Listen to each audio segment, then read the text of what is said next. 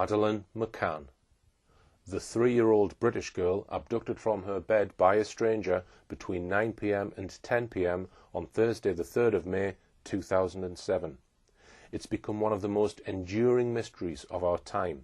Even the McCanns' ever-present spokesman, Clarence Mitchell, whom we'll hear quite a bit more about in this documentary, admitted back in 2011 that her disappearance remained, quote, a complete mystery. Under British law, a person who has been missing for 7 years or more may be declared dead. A coroner's court has the power, upon application by a relative or other interested person, to declare that a missing person is to be treated as deceased. The McCanns raised millions of pounds to search for Madeleine. The McCanns have spent millions on a series of private detective agencies. The McCanns have spent many more millions on a series of public relations advisors and lawyers. After all this, it seems we are not an inch further forward in terms of knowing how Madeleine disappeared and what may have happened to her. It's a story that has sold millions of extra tabloid newspapers and to this day deeply divides people, even within a family. In one corner, so to speak, are the McCanns, their fleet of public relations experts and lawyers, and Scotland Yard, whose review and investigation has already lasted nearly 3 years and cost around £7 million. Their position is clear. Madeleine was abducted from her bed by a stranger, the Portuguese investigation was bungled and wrongly framed them, and the Portuguese Attorney General has cleared them. They are all continuing the search for Madeleine, whether she is alive or dead. But the McCanns face an array of opposition. The Portuguese detective who investigated Madeleine's disappearance pulled the McCanns in for questioning and made them suspects in their own daughter's disappearance. He wrote a book on the case, pointedly titled The Truth of the Lie. He claimed that the evidence suggested that Madeleine had died in her parents' apartment and that the McCanns arranged to hide her body and falsely claim that she was abducted. Many agree with him, not least former detective John Stoker, who led the inquiry into the Royal Ulster Constabulary's controversial shoot-to-kill policy. Way back in 2007 he declared, "The McCanns are hiding a big secret." One of my fascinations about this case is why the mainstream media are so reluctant to discuss the details. On TV, their account of events is rarely challenged in depth. They are in effect given a platform, despite the nagging questions that remain. In this series of documentaries, we'll be examining the facts in greater detail than has ever been done on film. The material will inevitably raise questions in your minds, and that's what it's meant to do. My purpose is to shed some penetrating light into dark, secretive areas that the mainstream media dare not touch. In part 1 and 2, we're going to examine the 2 main areas of evidence that led to the McCanns being pulled in for questioning. First of all, some of the changes of story and the contradictions. Secondly, the intelligence provided by 2 police dogs trained by world sniffer dog expert Mr. Martin Grime, who now works for the FBI. Next, we'll have a look at the controversial record of the detective agencies employed by the McCanns. And finally, we'll probe the extraordinary amount of top-level help the McCanns have had from the British government and its intelligence agencies. In part 2, we will pick up some of these issues in greater detail, focusing on the many changes of story and contradictions in the case, seeking to analyse and explain why there are so many. So let's start by a brief look at one key change of story over how the abductor is said to have gained access to the apartment, and one major contradiction, the conflicting accounts of a visit said to have been paid by the McCann's friend, Dr. David Payne, to Kate McCann around 6:30 p.m. on the day Madeleine was reported missing. So what was the original story that the McCanns gave to the press? Let's recall that it was an international story that developed with breakneck speed. According to the McCanns, Madeleine was first discovered missing around 10 p.m. on Thursday the 3rd of May 2007. Half an hour to an hour later, they reported this to the Ocean Club reception, who in turn called in the police. By around 7 a.m. the following morning, just 9 hours later, British news media were already reporting this mysterious disappearance. Some of them were briefed directly by friends of the McCanns, such as Jill Renwick, a friend of former Prime Minister Gordon Brown and his wife. During the early hours of Friday morning, the British print media summoned their overseas reporters to the Portuguese village of Praia da Luz, like John Clark, the editor of the expat Spanish newspaper, the Olive Press, who files reports for The Sun and the Daily Mail. He was summoned in the early hours of Friday morning and made a 5-hour journey from his home in Ronda, Spain, to be in Praia da Luz before noon that day. It was an international media frenzy from day one. One of these early reports was carried by the BBC, who carried the comments of Trish Cameron, sister of Gerry McCann. The BBC reported that Mrs. Cameron had received a telephone call from her 39-year-old brother, a consultant cardiologist, who was hysterical and crying his eyes out, she said. The last checked at 9:30. They were all sound asleep, sleeping, windows shut, shutters shut. Kate went back at 10 o'clock to check. The front door was lying open. The window had been tampered with. The shutters had been jammed open, or whatever you call it. And Madeleine was missing. There is no doubt whatsoever that this was the story the McCanns wanted the press to report. An abductor, they claimed, had broken through the windows and shutters using a jemmy and had taken Madeleine from their holiday apartment. The Guardian carried the following account of Kate McCann's father, Brian Healy. Gerry told me that when they went back, the shutters to the room were broken, they were jemmied up, and she was gone. The Mirror and the Times both carried a report from Madeleine's godfather, filmmaker John Corner, who said that Kate McCann had phoned him in the middle of the night. He said she just blurted out that Madeleine had been abducted. Kate said the shutters of the room were smashed. Madeleine was missing. It looks as though someone has gone straight past the twins to get her. A family friend, Jill Renwick, told GMTV and The Independent that they were just watching the hotel room and going back every half hour, and the shutters had been broken open and they had gone into the room and taken Madeleine. So the McCanns then gave this account to 4 separate people. The Nation was told first that there had been a violent break-in with the shutters being forced open with a jemmy. Second, that the front door had been locked but was now lying open. And third, of course, that Madeleine had been taken. But within just 24 hours, the McCanns' initial accounts dramatically changed in several important aspects. I'll explain how they changed. We'll first of all examine Gerry McCann's first witness statement, made the very next day, Friday the 4th of May. He says that during the evening both he and his wife checked on the children using a key to open the front door of their apartment. He explained how his wife Kate found Madeleine missing on her 10 p.m. check, and how he then rushed to the apartment and found the windows to the children's room open, the shutters raised and the curtains drawn open. There is now no mention of the front door lying open. Kate, who of course was the one to raise the alarm and therefore entered the apartment before Gerry, says exactly the same about the children's room. The window open, the shutters raised and the curtains open. She adds that she is certain they were all closed when they left at 8:30 p.m. that evening to dine at the Tapas restaurant. An interesting point to note is that although Gerry was interviewed alone by the police, Gerry and his advisers persuaded the police for him to sit behind Kate whilst she was being interviewed. An unusual concession. On page 91 of her book on the case called Madeleine, she writes that Gerry would place a hand on my shoulder from time to time or give me a reassuring squeeze. But the entire claim of an open window, of a raised and jemmied shutter, and of curtains wide open was blown apart hours after Gerry and Kate made their statements. The Independent, for example, quoted John Hill, the manager of the Ocean Club in Praia da Luz, as saying, despite the report by a family friend that the shutters of the couple's apartment were broken, there was no sign that anyone had forced their way in while the McCanns ate at the Tapas restaurant. It's still questionable whether it's an abduction.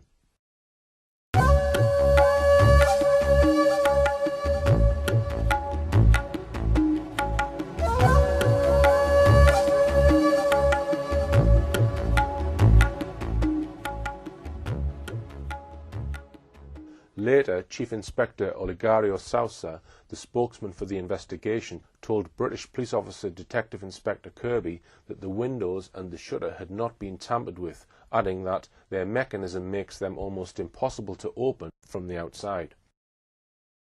Later, pictures of the police examining the shutters were made available for the public to see. It was very clear that the shutters were not damaged. There was no support for the claims made by Jerry and Kate just hours after Madeleine was reported missing that the shutters had been jemmied open. An even more dramatic change of story was to follow when the McCanns were asked to give second statements to the police on the 10th of May, 6 days later. Despite Jerry having clearly told police that during that evening they had on each occasion checked on the children, gone to the front door and used a key to get in, now they maintained that this was untrue. Instead, they claimed they left through the patio door, leaving it unlocked. Their claim of a violent break-in by an abductor through the children's bedroom had been proved to be false. Now they had to rapidly explain how the supposed abductor got into the apartment in the first place. We can see what Jerry now said in his second, much longer statement. The police report notes, despite what he said in his previous statements, he states now, and with certainty, that he left with Kate through the back door, the patio door, which he closed but did not lock, given that it is only possible to lock it from the inside. For good measure, Jerry now added that he was certain that he had closed the front door, but maintained that, quote, it was unlikely that it was locked. It was to be the TV documentary Searching for Madeleine by Dispatches on the 18th of October 2007 that was to bring about a formal admission by Jerry and Kate McCann and their spokesman that the abductor could not have entered the premises via the window to the children's room. The programme effectively proved that there was no way anybody could break into the apartment and leave no forensic trace nor damage to the lightweight aluminium shutters, which are covered with a fine coating of polyurethane paint which marks very easily. David Barclay, the former head of physical evidence at the UK National Crime Operations Faculty, was quoted in the programme.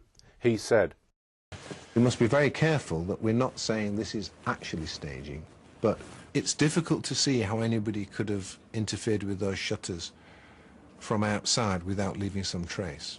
In fact, having looked at them, I think it's almost impossible." Shortly after this programme, which was highly sceptical of the McCann's version of events, their spokesman Clarence Mitchell made a remarkable statement, which I'll reproduce in full below, exactly as quoted in The Independent. The Independent article told its readers, "The spokesman for the family of Madeleine McCann has reversed a statement made in the early days of the search for the missing child. In the early part of the hunt, friends and family members told journalists that the shutters in the apartment where the McCanns were staying had been broken. Then they quoted Mitchell, 'There was no evidence of a break-in. I'm not going into detail, but I can say that Kate and Jerry are firmly of the view that somebody got into the apartment and took Madeleine out of the window as their means of escape, and to do that they did not necessarily have to tamper with anything. They got out of the window fairly easily. The McCanns had already asked us to believe that they had made a genuine error when they initially told police that they were entering the apartment by the front door. Now they were making a claim that many people found difficult to swallow. They now boldly suggested, via their spokesman, that the mystery abductor had calmly walked through an unlocked patio door. He is then supposed to have picked up Madeleine from her bed and, as their spokesman said, taken her out of the window as his means of escape. On top of that, no one, apart from one of the McCanns' close friends who was with them on holiday, saw any abductor, nor heard any abductor. If there really had been an abductor taking a child through the children's window, he left no forensic trace behind. The window in the children's room was quite small, about 2'6" by 2'6". It is hard to see how an abductor could have got through the window with a child without waking that child up. More to the point, why would the mystery abductor choose to climb through the window when he already knew he could simply walk out of either the unlocked patio door or the unlocked front door? The McCanns now had a further problem. How could they explain an abductor freely entering their apartment through a door and then deciding to climb, with the child, through a small window? Eventually the McCanns found an explanation, though this latest explanation proved to be even more bizarre than previous ones. In 2010, the McCanns were involved in a 3-day libel trial in Portugal. This was a claim they had made against the author and publishers of a book about the case by Chief Detective Inspector Dr. Gonçalo Amaral, who coordinated the initial investigation into Madeleine's disappearance. Some evidence was given during that trial which seriously embarrassed them. Dealing with the opened window and shutters, Kate McCann told the media on the 14th of January, "As for the window, I described to the police officers exactly what I found that night as it was and is highly relevant. I knew that every little detail could be helpful in finding my daughter. The window, which is a ground floor window, was completely open and is large enough for a person to easily climb through it. Whether it had been opened for this purpose remains unknown. It could, of course, have been opened by the perpetrator when inside the apartment as a potential escape route or left open as a red herring.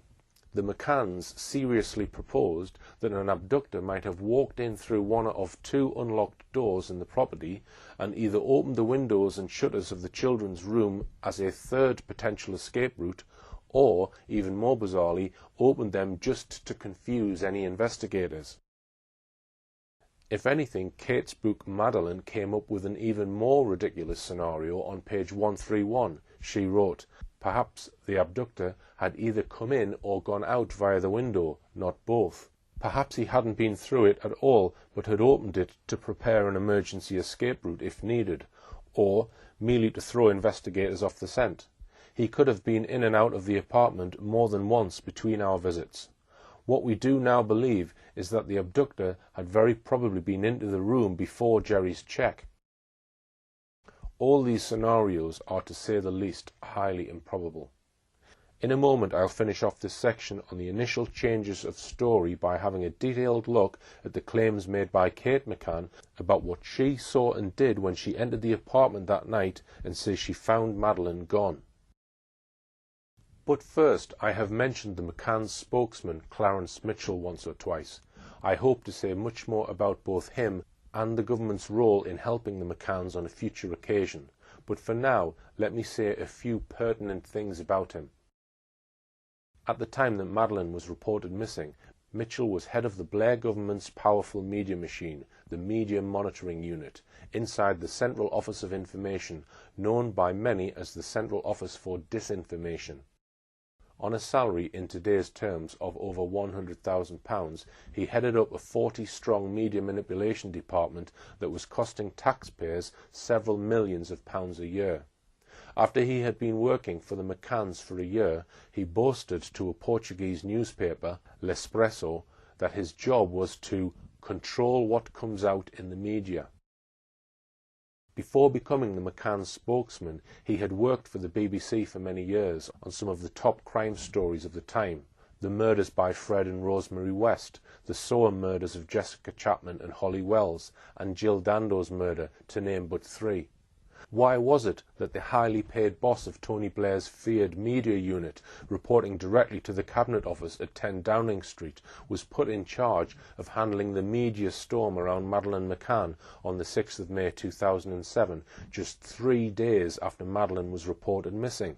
What was it that made the British government, just 16 days after that, transfer him to the Foreign Office and order him out to Praia da Luz in Portugal, where he stayed until the McCanns dashed home to England after the Portuguese police made them both formal suspects in the disappearance of Madeleine? That month, September 2007, Clarence Mitchell was allowed to leave his highly paid civil service post in order to work full-time for the McCanns. For a year after that, he was at the centre of story after story about Madeleine that appeared on the front pages of British tabloids. Many of them were stories apparently manufactured by Mitchell. There was one tale after another, and talk of suspects, persons of interest, and people we want to trace to eliminate from our inquiries, accompanied by lurid artist sketches of a variety of people claimed to have been lurking around the holiday village of Praia da Luz around the time the McCanns were there. Nothing came of all these media stories, as we know. But Mitchell succeeded in his aim of keeping the idea that Madeleine was abducted and may still be alive in the forefront of people's minds. But what Mitchell has done after he stopped working full-time for the McCanns in September 2008 is also very interesting. He carried on working part-time for the McCanns on a retainer said to be worth £30,000 a year. but immediately obtained a job working as a reputation manager at Freud International. That company is owned and run by Matthew Freud, the son-in-law of media mogul Rupert Murdoch. It was becoming clear that Mitchell was closely connected to the Murdoch empire. In 2009, David Cameron famously met Rupert Murdoch on Murdoch's yacht in the Mediterranean. He was flown there in Matthew Freud's private jet. Weeks after that historic meeting, Murdoch, having for years told his newspapers like The Sun and The Times to back Labour, now dramatically switched sides and began backing Cameron's Conservatives to win the 2010 general election, which they did, though not obtaining an overall majority. At around the same time, Cameron appointed Andy Coulson, former editor of the News of the World, another Murdoch newspaper, as his director of communications. Coulson, of course, has been embroiled in the long-running phone hacking trial at the Old Bailey, accused of illegally paying high-ranking police officers for juicy stories and illegally hacking people's phones. In March 2010, Cameron and Coulson appointed Mitchell as their Deputy Director of Communications to help master the control of the media to win the general election for the Conservatives. So there we had a team made up of Cameron, a close personal friend and neighbour of Rebekah Brooks, then the Chief Executive Officer of Murdoch's News International empire, Coulson, former editor of one of Murdoch's newspapers, and Clarence Mitchell, Chief Media Spinner for Blair and a recent highly paid public relations consultant to the company owned and run by Murdoch's son-in-law. Mitchell was a man, therefore, who moved in the very highest echelons of the British political and media establishment. Just why was it necessary for him to be given a full-time job as Public Relations Officer for the McCanns just 3 days after Madeleine went missing? After all, as far as anyone knew at the time, Madeleine could have been found any day. And has Mitchell's expensive input in the case, costing hundreds of thousands of pounds over the past 7 years, found out anything useful about what really happened to Madeleine? The answer to that, so far, is no. But let's return to the specific subject matter in hand, the changes of story by the McCanns in their initial statements to the Portuguese police. Let's probe this a little deeper. In her May 2009 interview, Kate McCann gave her first detailed description of what she found when she checked on the children at around 10 p.m. on the 3rd of May 2007. Among other things, she mentions what she says is Madeleine's favourite toy, a pink soft toy called Cuddle Cat. Here's what Kate McCann said.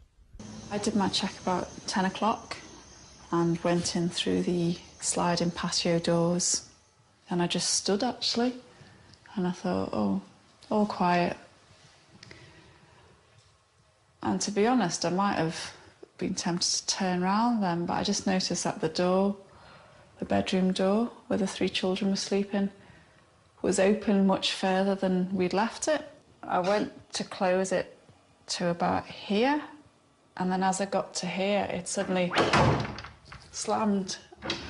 And then as I opened it, it was then that I just thought, I'll just look at the children.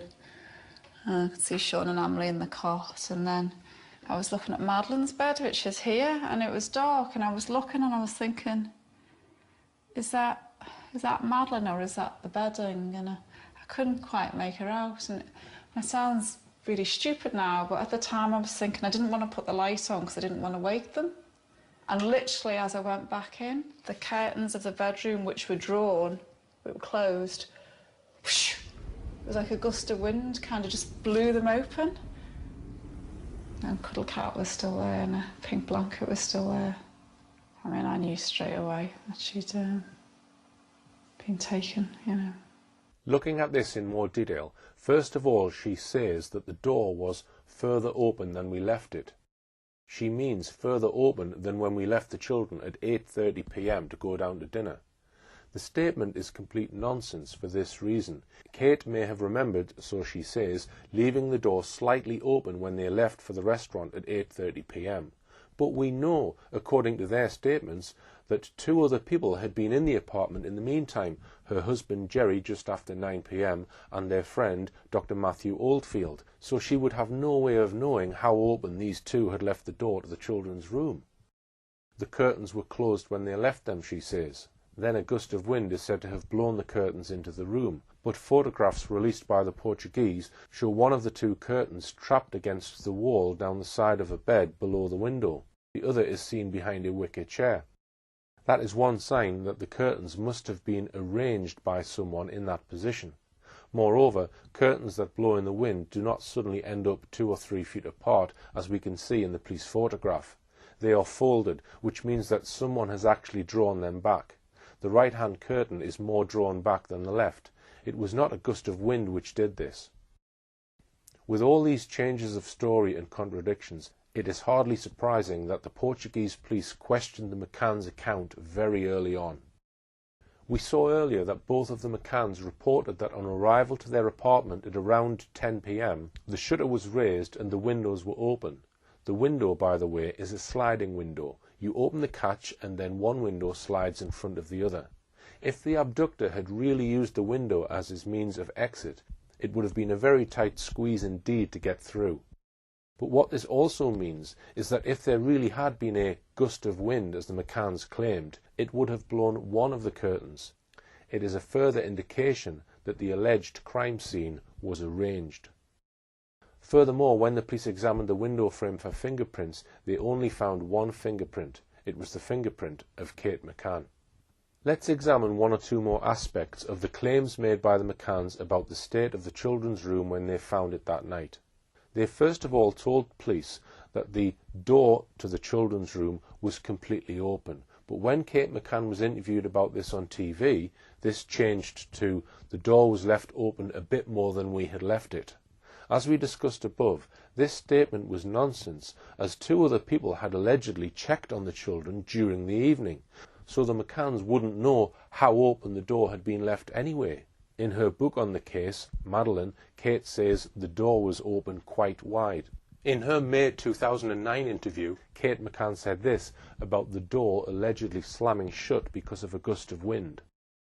The bedroom door where the 3 children were sleeping was open much further than we'd left it. I went to close it to about here, and then as I got to here, it suddenly slammed.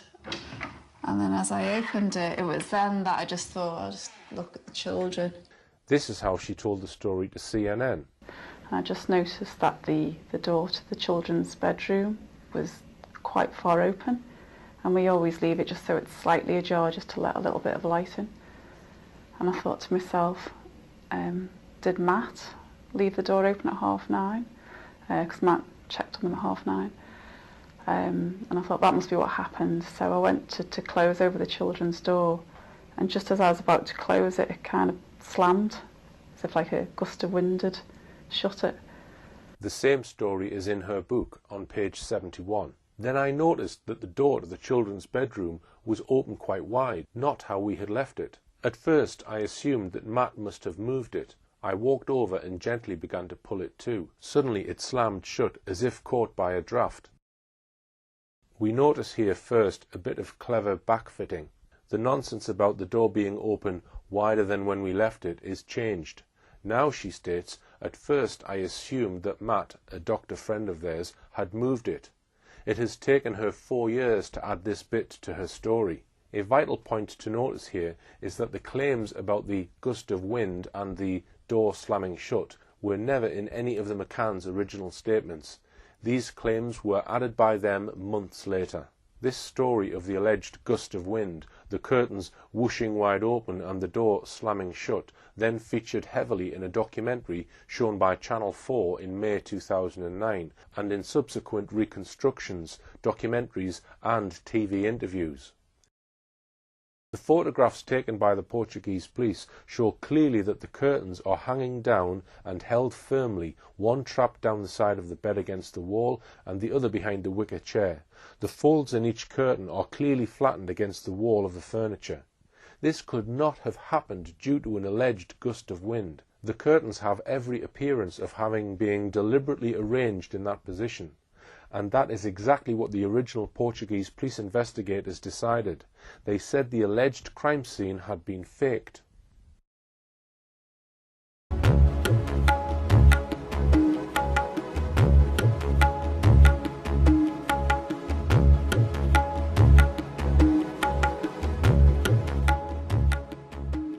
Now let's have a look at Kate McCann's first police statement, made on Friday the 4th of May, the day after Madeleine was reported missing.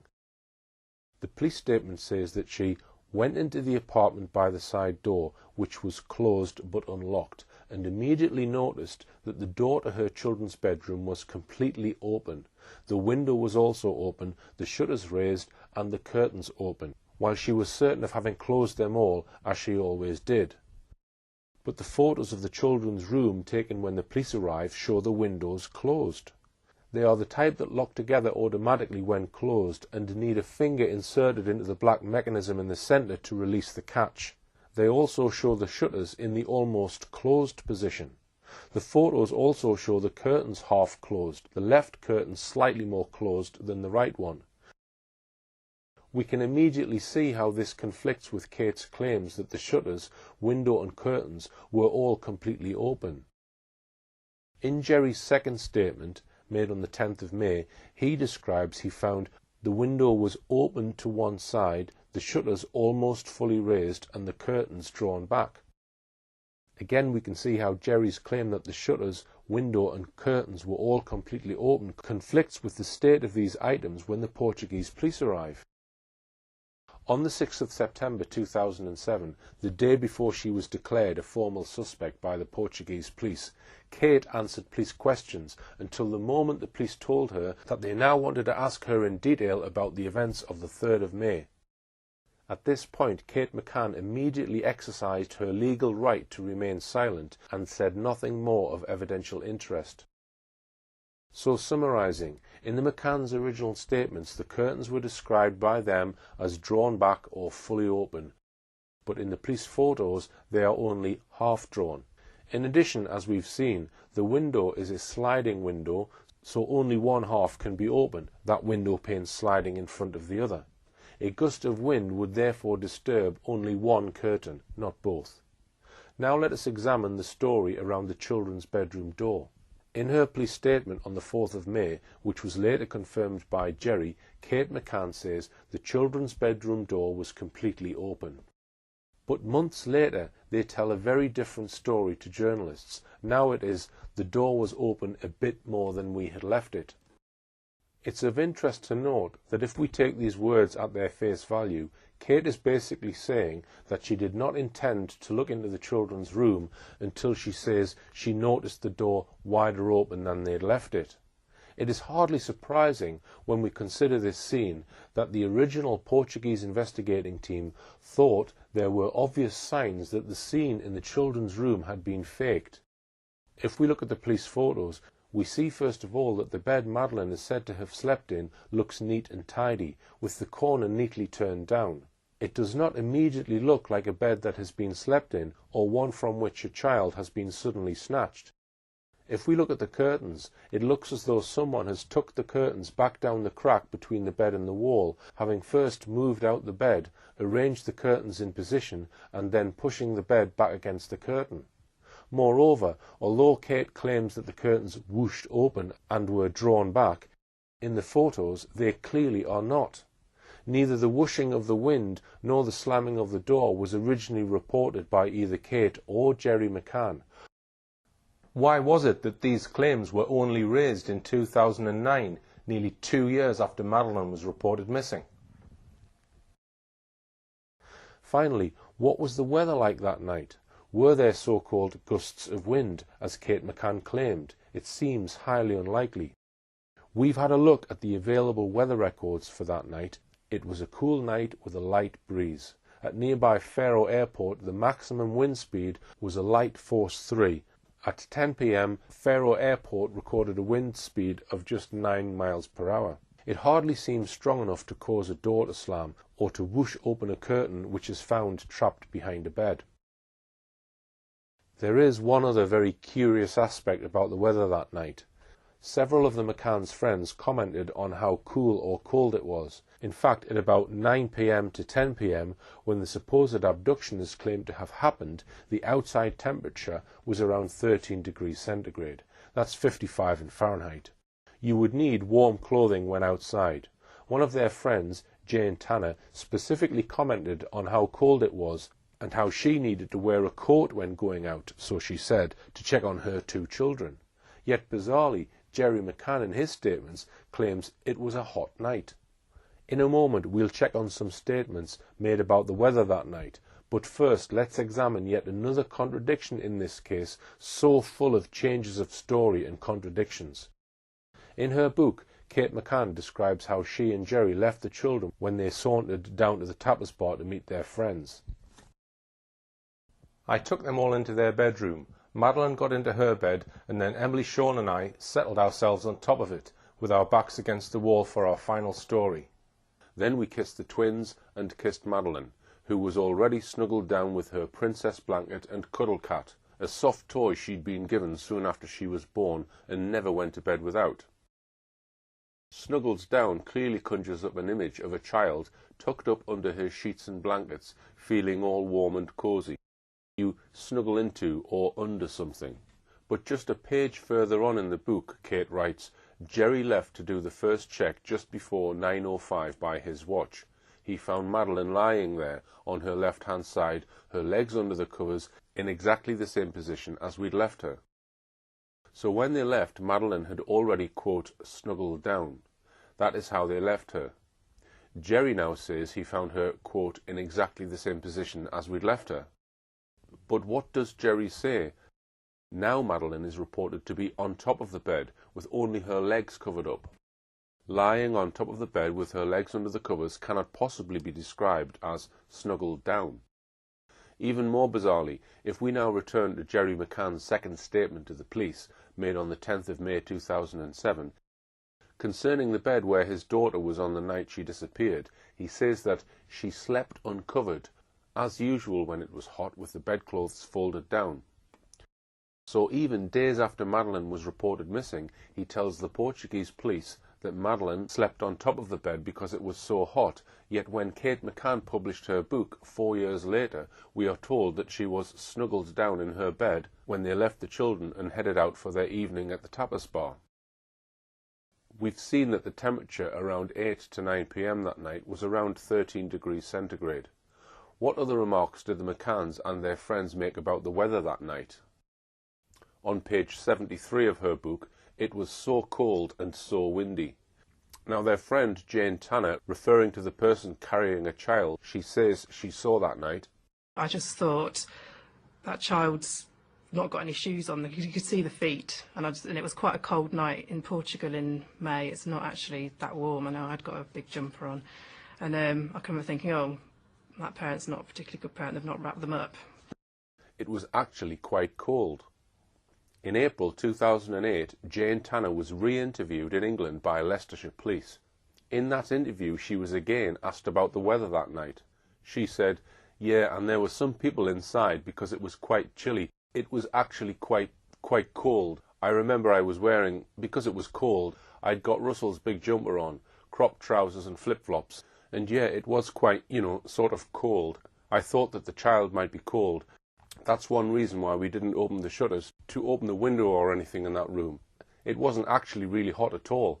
It was actually quite cloudy in the days, and at night it was actually quite chilly. If there was any doubt about how cold it was that night, and indeed the rest of the week, the McCann's friend, Dr. Russell O'Brien, said the nights were quite chilly. Another friend, Dr. Matthew Oldfield, said in the evenings it was very cold. His wife, Rachel Oldfield, said it was really cold in the evenings. Another friend, Dr. David Payne, said it was quite cold some nights and, perhaps nearly too cold to be sat outside. Then look at his wife, Fiona Payne's statement. It was still very cold. Fiona Payne's mother, grandmother Diana Webster, also went on holiday with the tapas group and noted that when the children were brought up to our apartment, they would have to come out into the cold. So why, alone amongst his group of friends, does Jerry McCann insist it was so hot that Madeleine lay on top of her bedclothes that night? Could it be because the police photographs shows a bed which shows few signs of having been slept in during the evening of the 3rd of May? Is that something he was perhaps struggling to explain? When Kate McCann was pulled in for questioning on the 7th of September 2007, just 4 months after Madeleine had been reported missing, the first question she was asked was this. On the 3rd of May 2007, at around 10 p.m, when you entered the apartment, what did you see? What did you do? Where did you search? What did you handle? She had a golden opportunity to tell the police what she saw and what she did, but instead she exercised her right not to comment. She was asked 47 more questions. She answered no comment to every one. The last question she was asked was, are you aware of the fact by not answering these questions you may compromise the investigation which is trying to find out what happened to your daughter? Kate McCann did answer that one. She replied, yes, if that is what the investigation thinks. After this unproductive interview, the Portuguese police made Kate an arguida, suspect in English. 3 days after that interview, Dr. Gonçalo Amaral's chief inspector, Tavares de Almeida, published a detailed interim report. It didn't pull any punches. This report was very clear in suggesting that Madeleine McCann had died in her parents' apartment and that the parents had covered up the truth and that they had conspired to hide the body. Writing of the alleged crime scene, he pronounced, there is strong evidence that the crime scene was altered and some furniture was moved around. Those changes are indications that the abduction was a stage-managed simulation. He also had something to say about the constant changes of story, contradictions and backfitting. In a section headed, "The McCanns evolved their story to adapt to the police questions," he wrote, "The media attention that has been given to the case and the search for information by the said media has led to an evolution of Madeleine's parents' statements. All the information that has been made public has contributed to the McCanns rebuilding and adapting their story to fit the eventual police questions. They have attempted to explain the forensic evidence that we have collected and are collecting." We had very clear objectives, what we wanted, and any parents would take the opportunity of trying to get information into the investigation. That there is no evidence that Madeleine is dead and there's no evidence to implicate us in her death. Everything we've done during the last 100 days is focused on the belief that Madeleine was alive when she was abducted. That evening, did you give to your kids something like Calpol to help them sleep? You know, we're not going to comment on anything, but, you know, there is absolutely no way we used any sedative drugs or anything like that. How do you feel now that Amaral's book is going to be on the shelves here? Yeah, so, well, you know, as we've already alluded to, anyone who wants to convince people that Madeleine is dead without evidence to support it, their motives have to be questioned. Can you update people? Where are you now? Have you got any new leads? What's happening with your investigations? Well, I mean, I'd like to say to you that we did have some hot leads, but I mean... Cuando vosotros os enteráis de eso, de que la policía ha descubierto sangre en el apartamento, ¿cómo reaccionáis? Do you know what? This is all investigation. I need to speak to the police. You know, all your questions are about investigation. And we can't comment on them. Jerry, no. We can't answer questions about what the police investigation. I asked about your reaction. I said we would look at changes in the McCann's initial story. Now I'll move on to look at just one of the many contradictions in the McCann's account of events. Again, it concerns the first day, the 3rd of May 2007, and it's a hugely significant contradiction because it concerns the last time that Madeleine was seen alive by anyone other than the McCanns. The McCann's story is that they put the children to bed between about 7 p.m. and 8 p.m. that night. Then, the children all asleep, as they claim, they cracked open a beer and some wine before wandering down to the tapas restaurant at about 8:30 p.m. to dine with their friends. The rest of the evening's events were set down by one of the McCann's friends, Russell O'Brien, on a timeline. Soon afterwards he produced a second one, slightly different. Bizarrely, these timelines were written up on the ripped-off back page of a Sainsbury's activity sticker book belonging to Madeleine, which the McCanns had handed to Russell O'Brien. It seems incomprehensible that they should treat their precious daughter's sticker book so lightly. But what we are going to do now is examine an event that is said to have taken place just before the McCanns put the children to bed. One of their closest friends, Dr. David Payne, claims to have seen Madeleine and the other two children during the half hour before then, 6:30 p.m. to 7 p.m. This event, if it happened, is hugely significant. For the McCanns, it would prove that Madeleine was alive during this half-hour period. The McCanns admit that they were the last people to see Madeleine alive, but if there was any doubt about Madeleine being alive that early evening, then a clear statement by their doctor friend that she was alive between 6:30 p.m. and 7 p.m. would undoubtedly help them.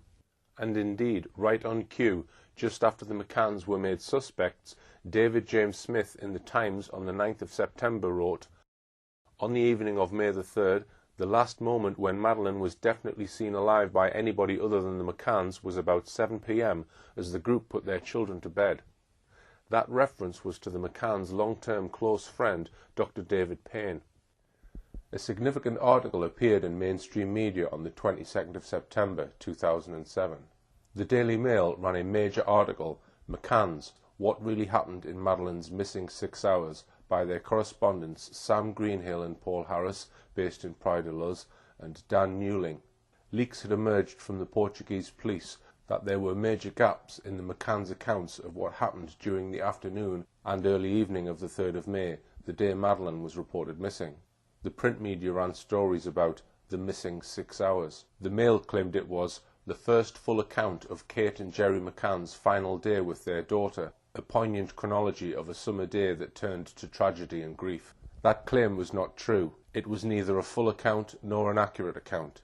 For a start, this so-called full account completely omitted any reference to Dr. Payne's alleged visit to the McCanns' apartment, said to have taken place between 5:50 p.m. and 6 p.m. that evening. The Mail's account said, "The McCanns played tennis in the afternoon while Madeleine went back to the creche. Madeleine had high tea at 5:30 p.m. with staff at the kids' club. She was picked up shortly before 6 p.m. by Kate and Jerry. After that, Kate and Jerry went home, got the kids ready for bed and got ready to go out for their meal." That account is significant. It does not mention any visit by David Payne to the McCanns' apartment. It does not say anything about Jerry McCann playing tennis at 6:30 p.m. as claimed elsewhere.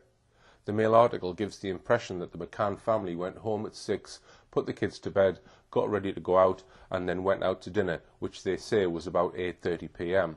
If we also bring in the evidence of Fiona Payne, David Payne's wife, even more contradictions come to light. She maintains that she went to the McCanns' apartment at 7 p.m. and that her husband, Dr. David Payne, joined her there 10 minutes later. There's no mention of this elsewhere. And besides that, Dr. Payne is adamant in his statements that his wife was not at the apartment, and moreover that he was playing tennis after 7 p.m. until 8 p.m. Another Tapas 7 member, Dr. Matthew Oldfield, likewise says that he, Russell O'Brien and David Payne were all playing tennis from 6 p.m. to 7 p.m, completely undermining Dr. Payne's statement about his alleged visit to Kate. Even more bewildering, he says that at that time, Jerry, Kate and all 3 children were at the tennis court, with Kate and the 3 children watching Jerry. This contradicts the McCanns' claim that all of them walked back to their flat 20 minutes earlier. So let's begin our analysis of this claimed event with Dr. Payne's actual statements. He was first interviewed by the Portuguese police at 11:45 a.m. on Friday the 4th of May, the day after Madeleine was reported missing. This is all he says on that occasion. Concerning yesterday evening, he states that he, his wife and his mother-in-law arrived at the restaurant at around 8:55 p.m. According to what he remembers, when they arrived, all the members of the group were present apart from the children, who were in bed. During the evening, Jerry, Jane and Matthew went alternately to their children's bedrooms to check if they were sleeping. He thinks they physically went to the apartments. He no longer remembers in what order they went to see their children. So nothing whatsoever about seeing Madeleine alive between 6:30 p.m. and 7 p.m. It appears that David Payne may subsequently have made at least one, if not 2 or more, written statements to the police and been interviewed by Leicestershire Police. None of these statements are anywhere to be found in the documents released in 2008 by the Portuguese police. The following crucial email was sent on the 24th of October 2007 by Detective Constable Mike Marshall of Leicestershire Police to Ricardo Paiva of the Portuguese police. It reads, "Ricardo, as requested, appended are the statements of Arul and Katharina Gaspar. I read carefully the written statements by David Payne, but was not able to extract any other information besides what is already known. He declares that he saw Madeleine for the last time at 1700 hours on the 3rd of the 5th or 7 in the McCann's apartment. Also present were Kate and Jerry. He did not indicate the motive for being there or what he was doing. Similarly, he does not indicate for how long he stayed. When asked with whom he was on the afternoon of the 3rd of May, he declares that this information was already offered to the police and he cannot remember if anyone else was there. He does not remember what he was wearing that afternoon." So some very interesting statements here from one police force to another. We'll see the significance of them as we probe this alleged visit further. Payne has told the police, 1. He saw Madeleine at around 5 p.m. 2. Both Kate and Jerry were present when he saw Madeleine. He completely changed that in later statements when he said it was at 6:30 and that Jerry was not there. In a very plain statement, DC Marshall also tells us that Payne didn't know why he had gone there, he had no idea what he was doing there, and he has no idea how long he stayed. Nearly a year after Madeleine's disappearance, however, Dr. Payne was again interviewed by Leicestershire Police. They carried out what is known as a rogatory interview. It was carried out by British police officers following what are called rogatory letters sent to the Home Office asking the British police to interrogate witnesses.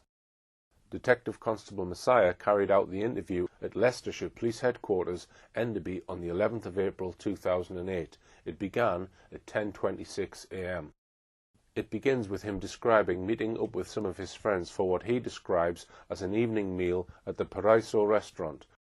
We know from a CCTV recording that this occurred around 5:30 p.m. to 6 p.m.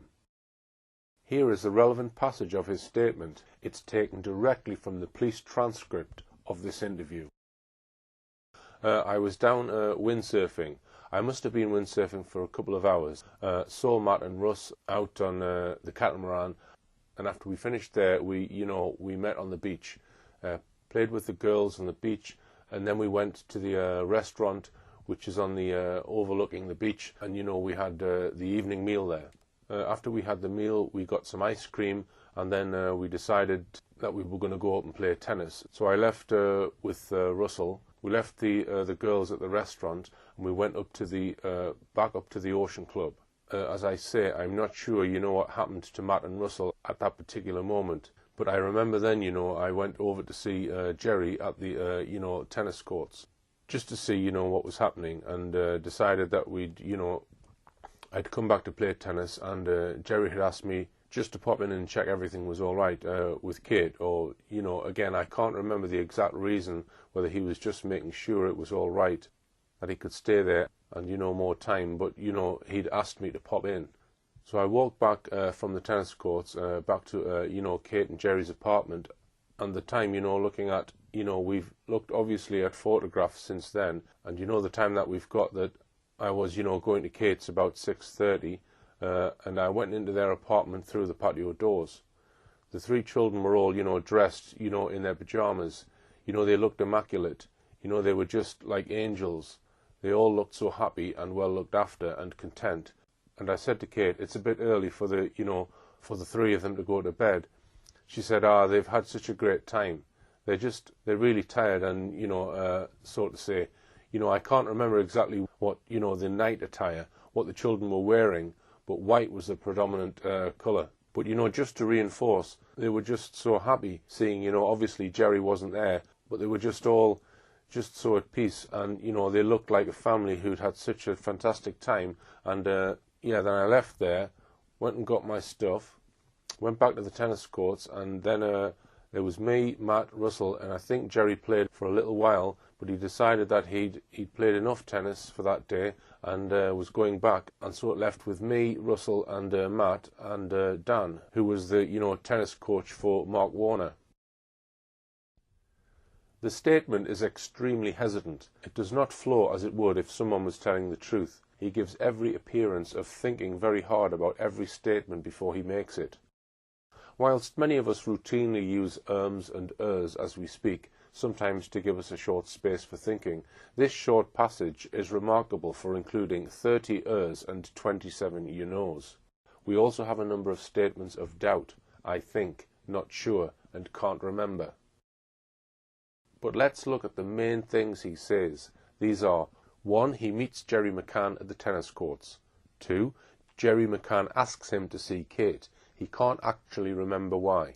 3. It was about 6:30 p.m. 4. He walked through the patio doors. 5. The 3 children were all in their pyjamas ready for bed. They were mostly white in colour. 6. Kate and the children all looked very happy. 7. He went back to the tennis courts. 8. He played with Jerry for a short while, and then Jerry stopped playing as he'd played enough tennis that day. The police officer then probes him about how he met Jerry at the tennis courts and about Jerry asking him to see Kate. Payne now becomes even more hesitant. And what was Jerry doing? Jerry had been, playing, tennis already. He was having a good game, and I think there was, and there were a couple of the other tennis players who had specifically gone there on the Mark Warner holiday to play tennis, and Jerry was getting a lot out of the week from the tennis and made friends with those people, and he was having a good time with them, so he would basically be playing tennis. Yeah, and at what point did you have the conversation with him? Did he stop the game, or did you speak to him whilst he was playing? I can't remember. In my mind, he stopped playing, and but I can't remember, if I'm perfectly honest. And how long did you stay and watch the game for? All I remember is I was having a brief conversation with Jerry, and then, I went back. I didn't actually stay there for too long because of the time, it was ticking by. But again, these are, as we can see, he cannot remember exactly how this supposed conversation with Jerry McCann actually occurred, nor does he say who was actually playing tennis with Jerry at this time. The police officer presses him about the moment when Jerry is supposed to have asked Payne to go and see Kate. Okay, and it was at what point that Jerry said to you, go, and would you mind checking on Kate? Well, I mean, coming back from the beach, I'd got no equipment to play tennis, etc. So I had to go back to my room to, change into my stuff appropriate for playing tennis in. And so he knew I'd walk up that by and past, so he said, oh, why don't you, you can just pop in on the way. So it was on the way back from me picking the stuff up. Right, so you've walked past Jerry's apartment to get to yours. Got changed. In my mind, it was on the way up that I'd popped into Kate, but it could have been on the way back again. I'm sorry. No, it's okay, for my vagueness. But either way, you'd have to walk past because you go the roadside, don't you? Yeah. So you'd have to walk past Jerry's. Yeah. Front door twice, wouldn't you? Yeah. Is that right? So the reason why I think it was more likely that I did it on the way there was because I've called in through the patio. It kind of made more sense that I'd have walked in through the gate and then up through the, where the sliding doors are to say I'm here, rather than going to my apartment, coming back down, coming past the apartment and then coming in the sliding doors. Yeah. Because what I would have done is I'd have got changed and gone downstairs and then knocked on the front door, because that, that would have made more sense rather than going all the way around. And yeah, of course. So that's in my mind why it makes more sense that that was on the way up. Analysing this, he is extraordinarily vague about the sequence of events, but he ends up saying that after speaking to Jerry, he went up the flight of steps to the McCann's apartment, then walked through the open patio doors to see Kate and the children, then left, walked on past the front door of the McCann's apartment, got changed into his tennis gear, then walked back past the McCann's front door again and back to the tennis court, where Jerry was still playing.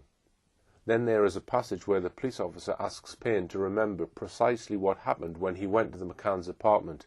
This is how the interview goes. I just want to revisit the going and seeing Kate before we move on. Alright, the reason why I've kept it separate is because I want you to just think now. And imagine, remember what you saw. Did you open the door, sliding door, or was it already open? Or I think it was already open. You know, as I say, I walked up there. Kate was, you know, I say looking very relaxed, and I say a comment to her, and I said, well, crikey, it's early for them to be getting ready, you know, for bed. As I say, she said, no, I've had such a good, you know, such a good day and afternoon, so, you know, and Jerry's just obviously finishing off playing tennis, and so, you know, hopefully try and get them down. And as I say, we were just, you know, I know it does sound bizarre, but I just looked at the three of them and I couldn't, you know, they were just so well presented and so clean and immaculate. It was, you know, and, you know, they just looked such healthy children. You know, there's, you know, nothing that normally, triggers in my mind like that, but it was just how well that they looked. And try to remember where they were in the apartment. The time that I was there, you know, all of them, all the children and Kate were in the, as soon as you go through the patio doors, you know, they were all in the immediate area, you know, in front of you. That was the area that they generally, you know, when I saw them. No, I didn't go any further into the apartment. You know, it was just a conversation that I, like, you know, walked into the, you know, through the French doors. I went into the lounge, you know, the open plan area, and, you know, just had a brief conversation. You know, things started off by, as I say, saying about how well they looked, and, you know, it's early to get them ready for bed. And then I said, oh, Jerry's, you know, just finished over there. We're going over to play a bit of tennis. I probably said, is there any problems with that? And she said, no, fine, you know, carry on. And, you know, perhaps a bit more of conversation, but it wasn't many minutes that I was there, yeah. But certainly enough time just to see, you know, certainly the apartment. There was nothing that was untoward. That was, you know, the children all looked extremely happy, and there was no, you know, signs of any problems with, you know, Kate, you know, or indeed the relationship that Kate had got with any of the three children. None of the children had been told off. None of the children looked like, you know, they were in trouble for anything. You know, they were still all talking and playing around. So, you know, it was just a very transient, you know, that I'd gone in there. But as I say, it just struck me how well they all looked. Yeah. And content, I suppose, is the other word to use. Did you actually go into the apartment? I did. Or did you do the conversation from the door? No, definitely was inside the apartment. You know, whether it be 2 or 3 steps into the apartment, or, you know, however many, I was definitely in the apartment. Okay, so now what I'm going to ask you to try and recollect what everybody was wearing. I'm afraid that is, you know, I cannot recall at all. You'd think that would be an obvious thing to remember. I cannot remember. From the children point of view, predominantly, I can remember the, you know, white, but I couldn't say exactly what they were wearing. But could you remember what Kate was wearing, for example? I can't, no. And did you actually set eyes on each individual child? All 3 children I saw, yeah. And were they standing up, sitting down? They were generally standing up, yeah. Did they actually acknowledge you? Oh, yeah. You know, I'm very sure that if you'd have asked them, you know, that evening or the next day, they'd all say, yeah, I popped in. You know, I did know the children very well. We'd all, you know, met up many times before. You know, again, I'd be playing with Madeline, you know, in the play area, you know, during that week, you know, lifting her up, twizzing her around and everything. I knew her that well, you know, to do that. And as I say, she definitely knew who I was. And certainly, as I say, just to reinforce, she looked very happy. Yeah, was that the last time you saw Madeline? It was. How many minutes? You said as a matter of minutes, and then you went back and then you played tennis. I'm going to pin you down and ask you how long you think you were in there for. I know you say minutes. In the apartment, I'd say 3 minutes, 5 maximum. 3 to 5. Yeah. So then you step back out. Did you leave the doors open or did you close them? I couldn't remember. You know, again, I've got in my mind that the patio doors were open when I went in, and I probably would have just walked out back that way. You know, it's still relatively nice outside. It was light and everything, so, you know, Whether they kept the door open, it's just nice when it's in the end of the evening, the end of the afternoon. But if I'm perfectly honest, the answer to that question is, I can't remember. Okay, so when you went back and then you played a game for about an hour. Once again, he gives extraordinarily long, rambling answers to the simplest of questions, such as, where were the children in the apartment, and did they acknowledge you?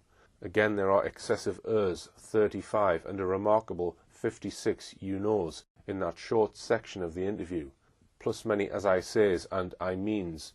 To a number of questions he answers, I can't remember or I can't recall.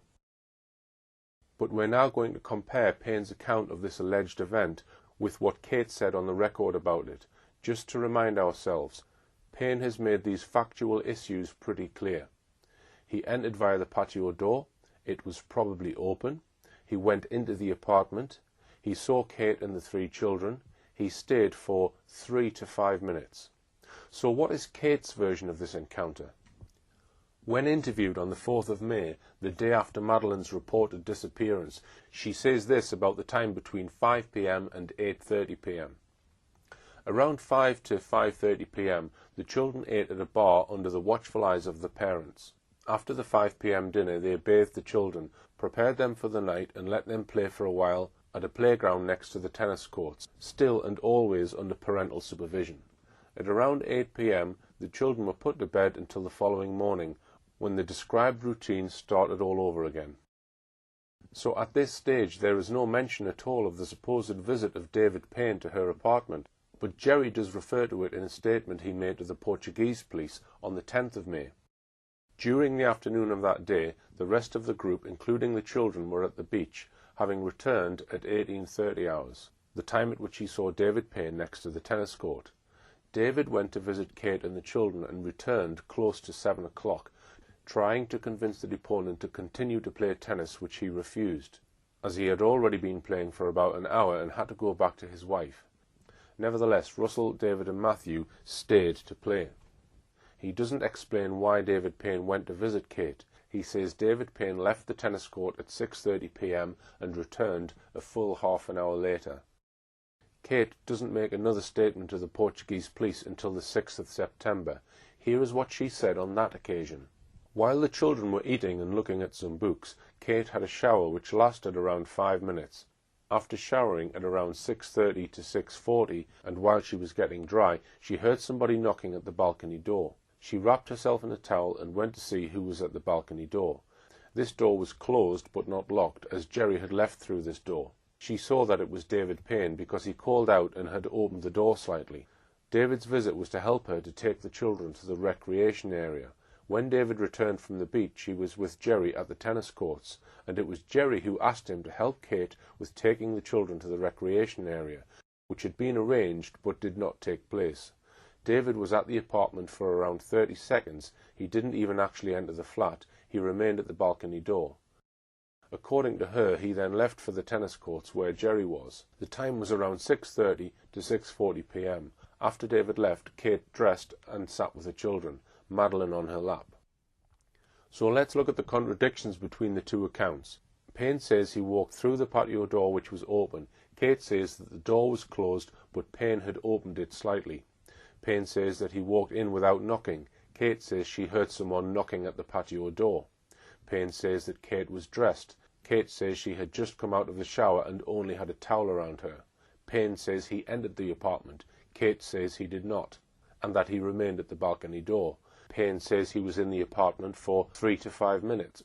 Kate says he was not in the apartment but at the apartment, and only for 30 seconds. Payne says he saw all 3 children. Kate doesn't mention this. That's 6 significant differences altogether. Add to that David Payne's obvious hesitancy and evasiveness and his apparent difficulty in answering a straight question and remembering. Then put into the mix the fact that when questioned on the 4th of May, neither Payne nor Kate McCann mentioned this alleged visit.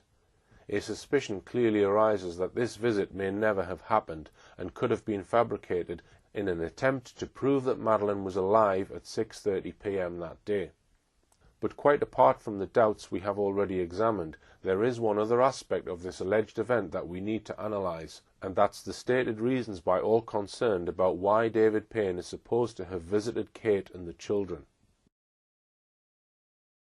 Let's begin with the statement that Jerry McCann gave to the police when he was made a suspect. Regarding the episode where he spoke to David on the 3rd of May, he says that he was playing tennis at 18:30 when David appeared near the tennis court and asked him through the fence if he was going to continue playing. The deponent said he didn't know because Kate might be needing help to look after the 3 children, even more so because they intended to bring them to the recreation area after their showers. He thinks that David offered to check if Kate needed help, which he did, and returned minutes later. Concerning his previous statement where he states that David returned half an hour later at around 7 o'clock, he says that he returned to the tennis courts after half an hour, as this time frame refers to the second time he returned to the tennis court after dressing up for the game. So, interpreting what is being said here by Jerry, the conversation must have gone very much like this. Payne: are you carrying on playing? Jerry: I'm not sure. Kate might be needing some help. We're going to bring the children down after their showers to watch. Payne: okay then, I'll go and check. Before going on to look at what others have said about this alleged conversation between Jerry and Payne, there's yet another contradiction we need to note. On the 10th of May, Jerry had told police quite clearly that Payne had been gone for half an hour, 6:30 p.m. to 7 p.m. Now he changes his story. This time he tries to say that Payne came back twice. He says that Payne came back a second time, quote, after dressing up for the game. But as we saw above, that's emphatically not what Payne says. He quite clearly explained that he was going from the tennis court to get changed. He says he can't remember if he called on Kate on the way to getting changed or on the way back. He decided it was on the way there that he must have called on Kate. So this is Payne's account of events. He left the tennis court, called at Kate's, went to his apartment to change, and then returned to play tennis. In other words, he returned once, not twice as Jerry now claims. The two accounts can't be reconciled.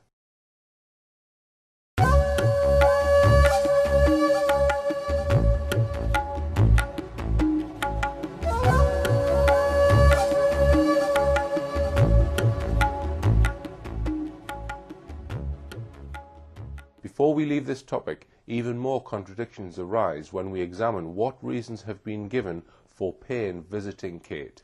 The issue of this alleged visit of Payne to Kate McCann first arose in September 2007, 4 months after Madeleine's disappearance, when sections of the British press began referring to the missing 6 hours, a gap in the afternoon and early evening when it was unclear what the McCanns and their friends were doing.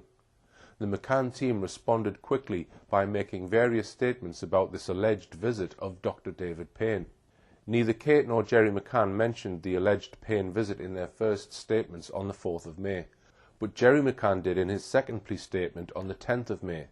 He simply said that David Payne went to visit Kate at 6:30 p.m, returned at 7 p.m. to the tennis court, and tried to convince Jerry to carry on playing tennis. Jerry says in his initial statement, "I'd been playing for about an hour. I had to go back to my wife."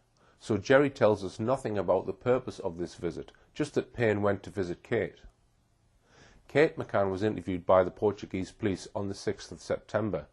This was the interview just before the later one, where she was shown videos of the cadaver dogs alerting.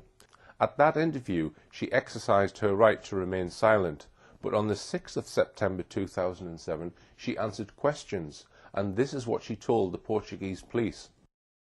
"While the children were eating and looking at some books, I had a shower which lasted around 5 minutes.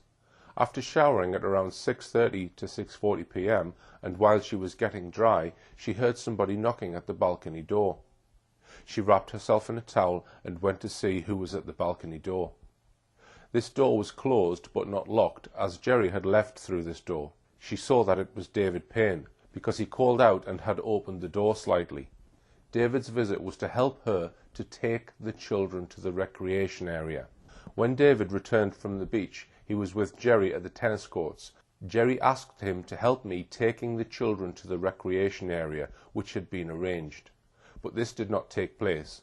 David was at the apartment for around 30 seconds. He didn't actually enter the flat. He remained at the balcony door. He then left for the tennis courts.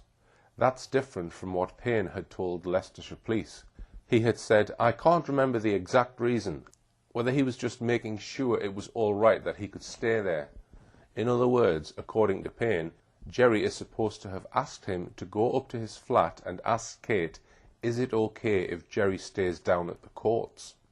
The first report in the media about Dr. Payne's alleged visit to the McCann's apartment said this: "It is reported that Mr. Payne was playing in a tennis competition which included Jerry on the early evening of the 3rd of May. It is alleged that when he had been eliminated from the competition, Jerry asked him to pop into their apartment and check on Kate.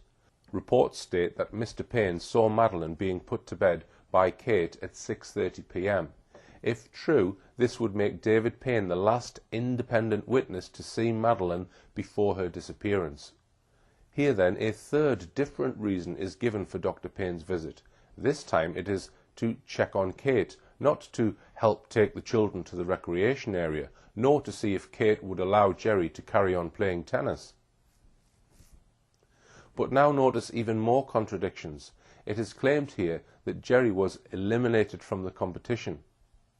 In his various statements to the police, he says nothing about a competition, certainly nothing about being eliminated from anything. On the 16th of December 2007, David James Smith wrote a pompous article about the McCann case, boasting of how he had got the inside story on what really happened to Madeleine from Jerry McCann himself. He wrote, "Jerry had knocked up at the start of the 4:30 p.m. tennis drill session, but had decided not to exacerbate an injury to his Achilles tendon, so had dropped out and waited around by the courts. What do we believe?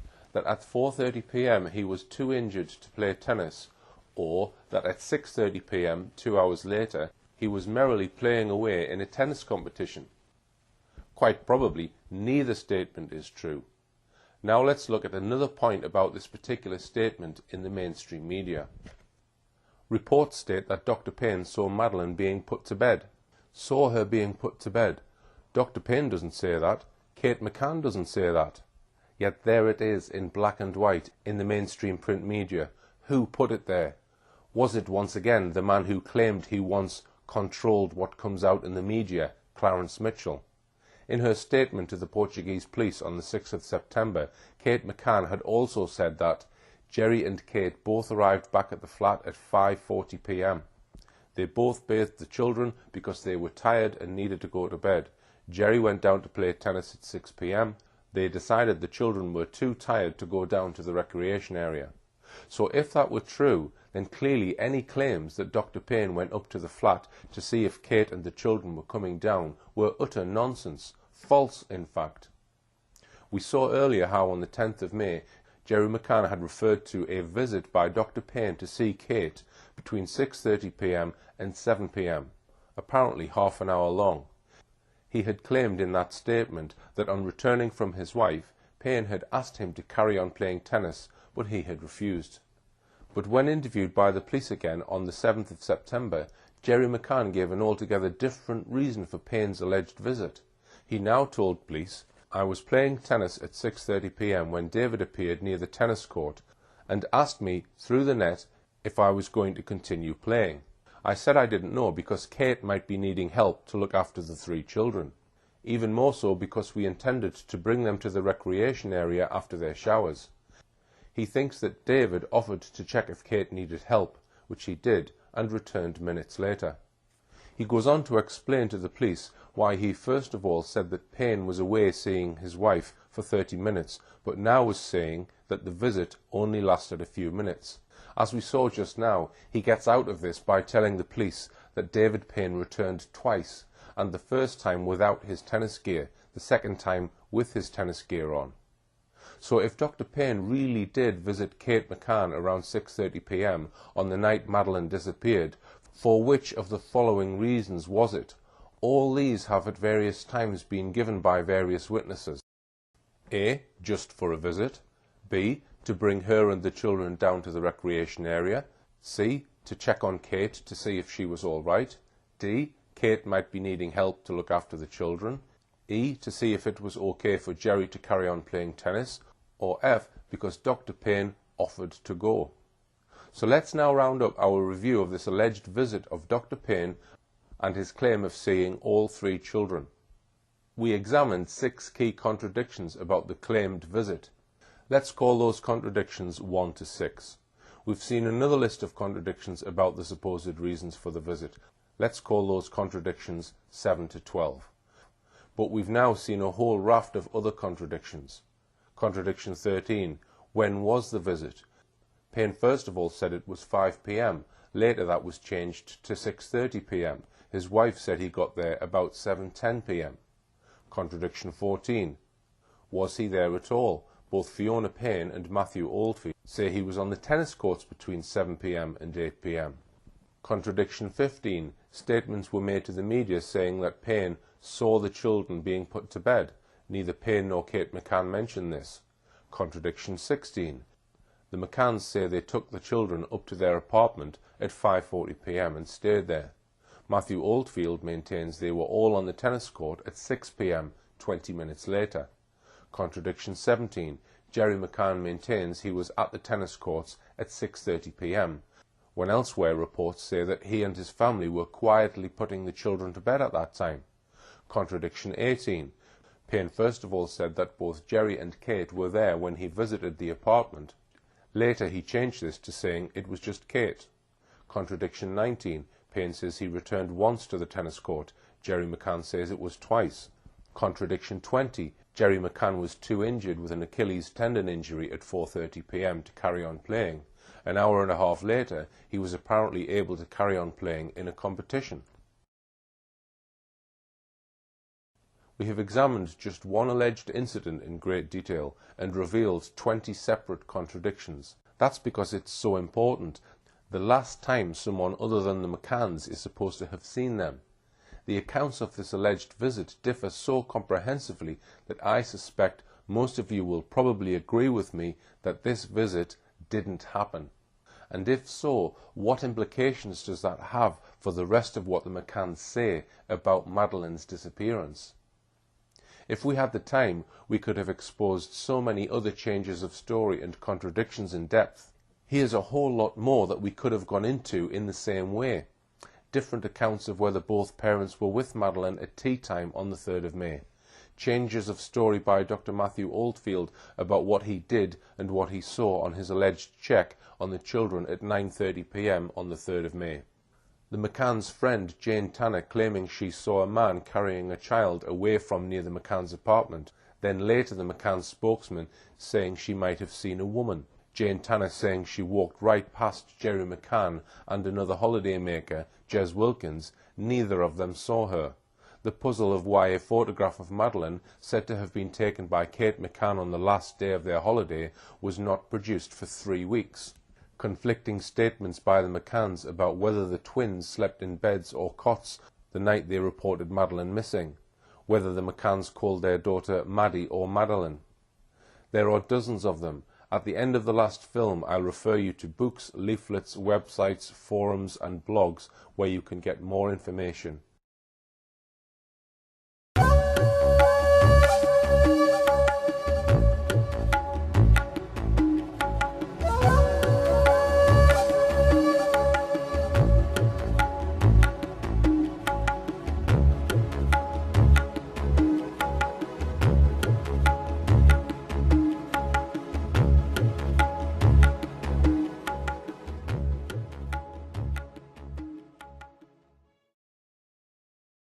Before leaving the subject of David Payne's alleged visit to Kate McCann at 6:30 p.m. on the evening Madeleine was reported missing, we need to mention another issue which once again the mainstream media have avoided, despite the fact it is clearly part of the evidence in this case.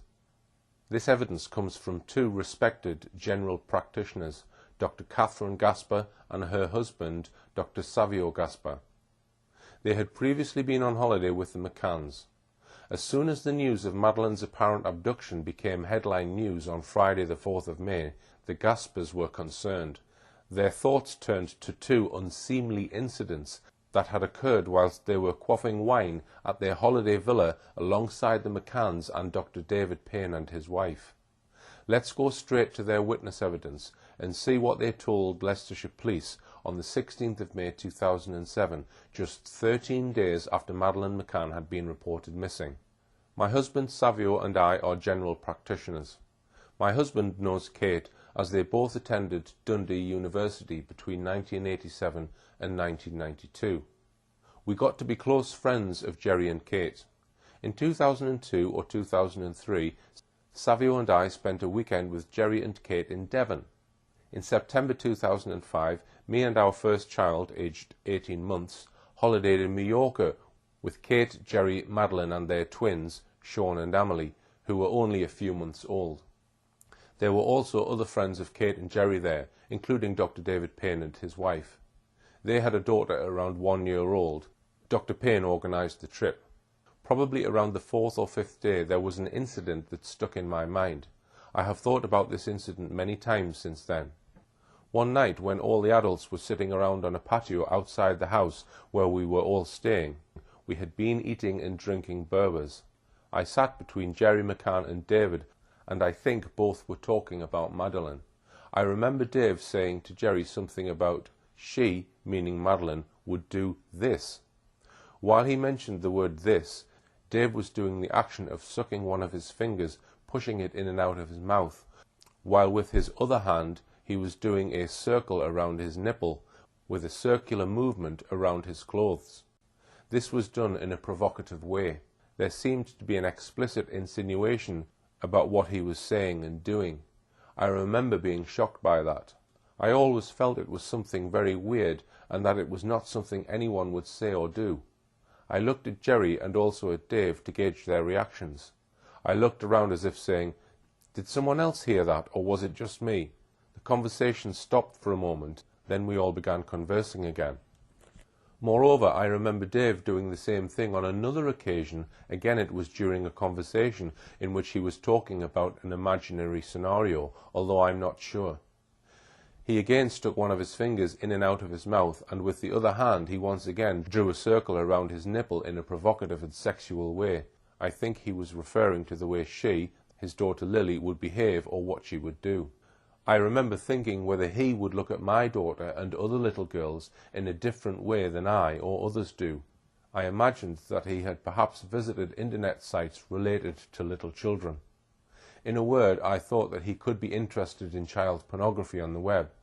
During our holiday in Mallorca, each parent would bathe the children in turn. I was keen to stay near the bathroom if Dave was bathing the children, and told Savio to be careful and to be close by if Dave was helping to bathe the children, and my daughter in particular. During our stay in Mallorca, Dave and his wife Fiona and their daughter Lily used to take Madeleine with them for the day in order that Kate and Jerry could rest a bit and have time just for the twins. The first time I heard the terrible news regarding Madeleine on the radio, my thoughts raced immediately to Dave. I asked Savio if Dave was also on holiday with the McCanns in Portugal. He didn't know. I watched TV to catch the coverage and eventually discovered that Dave was there with the McCanns. As soon as she realised that Dr. Payne had been in Portugal with the McCanns, she and her husband contacted Leicestershire Police. On the 16th of May they gave this important statement to Detective Constable Brewer of Leicestershire Police. And then we come on to one of the most extraordinary aspects of this case. This statement was suppressed by Leicestershire Police for 5 months. This vital piece of evidence was not sent to Portugal Police until mid-October. It was only sent to them a few days after the Portuguese police had removed Gonçalo Amaral from the investigation into Madeleine's disappearance. I'm sure I'm not alone in wondering why senior police officers in Leicestershire would suppress a report that contained the credible evidence from 2 respected doctors that someone who was with the McCanns in Portugal appeared to have an interest in child sexual abuse.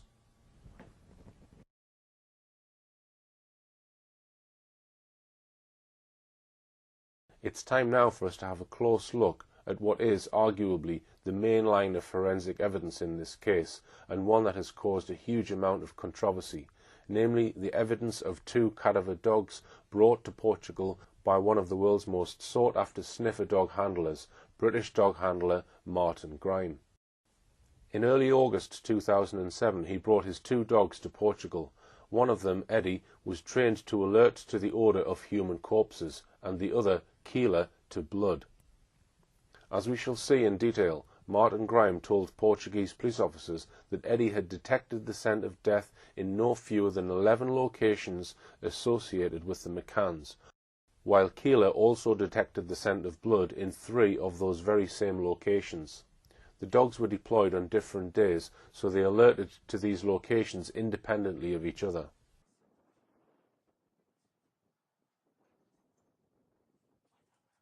What I've first noticed is that as soon as I came in, that the dog's very excited, and as a handler I can pick up his body language, etc. It would appear to me that as soon as he's come in the house, he's picked up a scent that he recognises.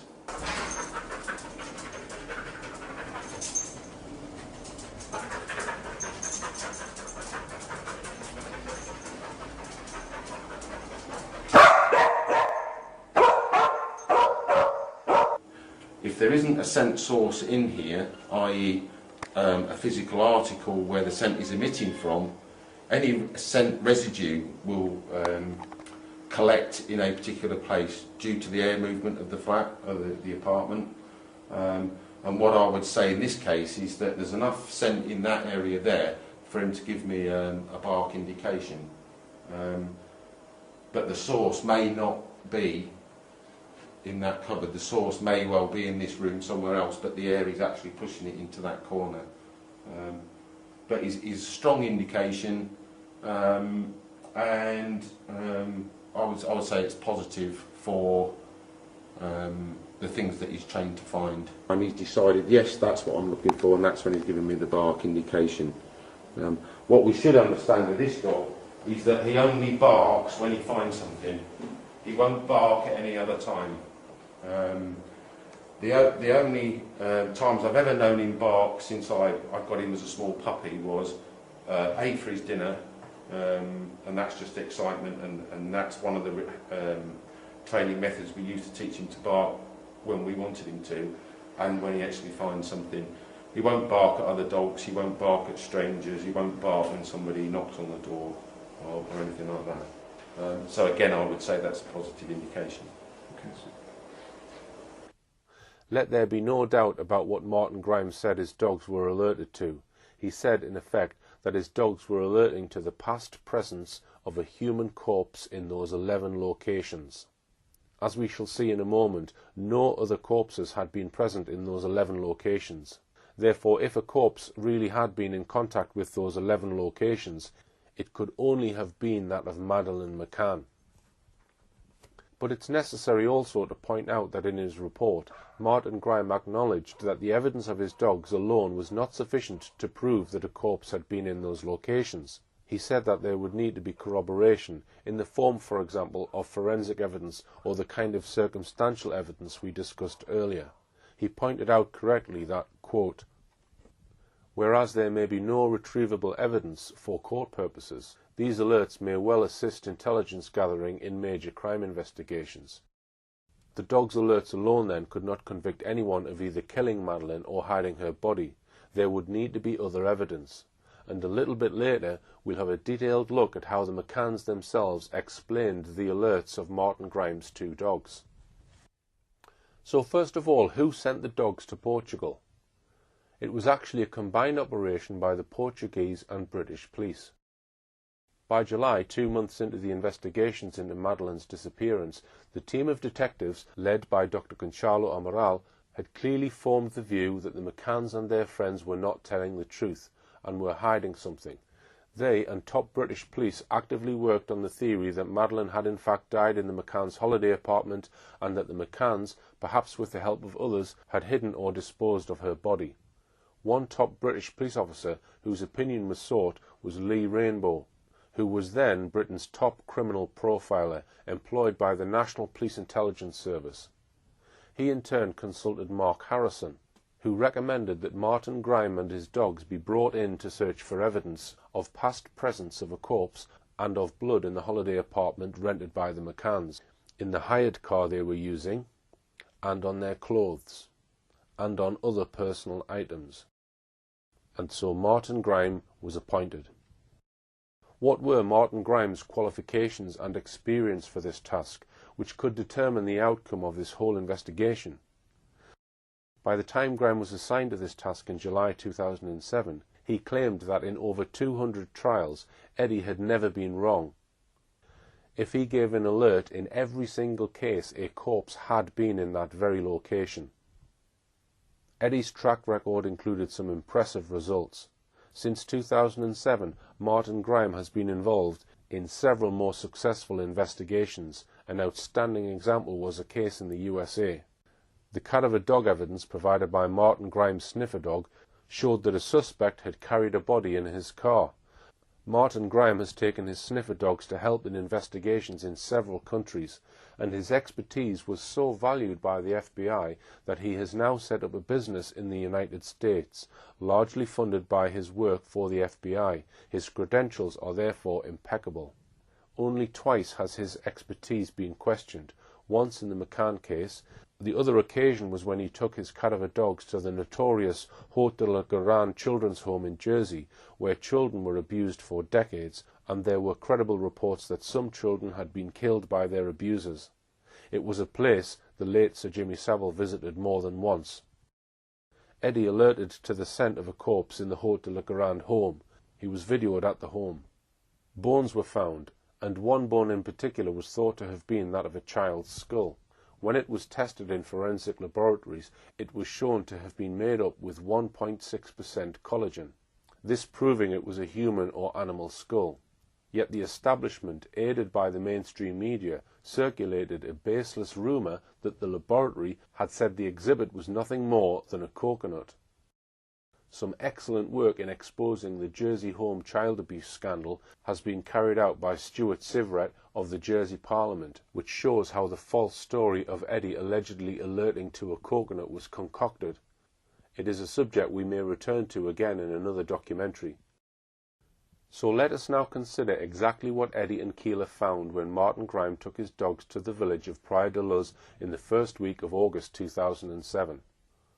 I'll do so by quoting from a document that the McCanns themselves are very fond of relying on, and that's the final report of the regional Portuguese Attorney General Fernando José Pinto Monteiro in July 2008. Things were moving rapidly in the summer of 2008, as this extract from Wikipedia tells us. A judgment from Evora Supreme Court of Justice in Portimao was released on the 29th of May and revealed that Portuguese prosecutors were examining several charges, including A. Abandonment of a child, B. Abduction, C. Homicide, and D. Concealment of a corpse.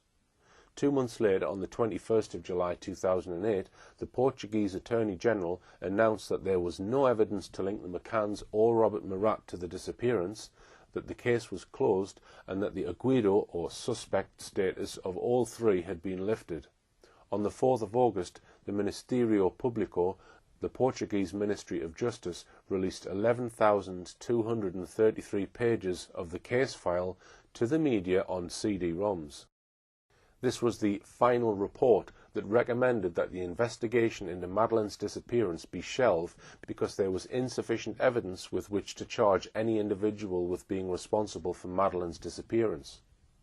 The investigation was filed under the headings of crime, hiding a body, or abduction, and the Portuguese police said they would only reinvestigate the matter if the Portuguese police received new and credible evidence that could lead to an arrest of the person or persons responsible.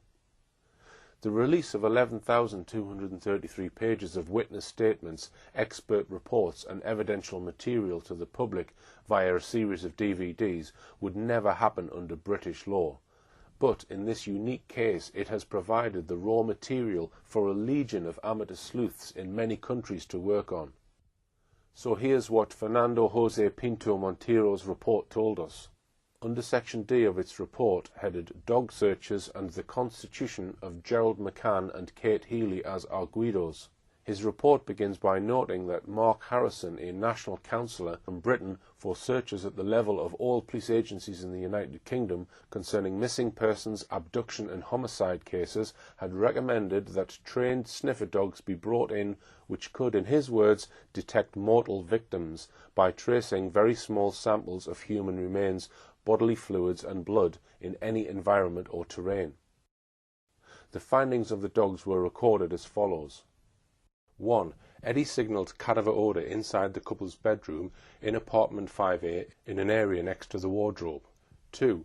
Eddie signalled cadaver odour in the same apartment in an area near the living room window, which has direct access to the street behind the sofa. 3. Eddie signalled cadaver odour at the same apartment in the garden area in a square corner vertically below the balcony.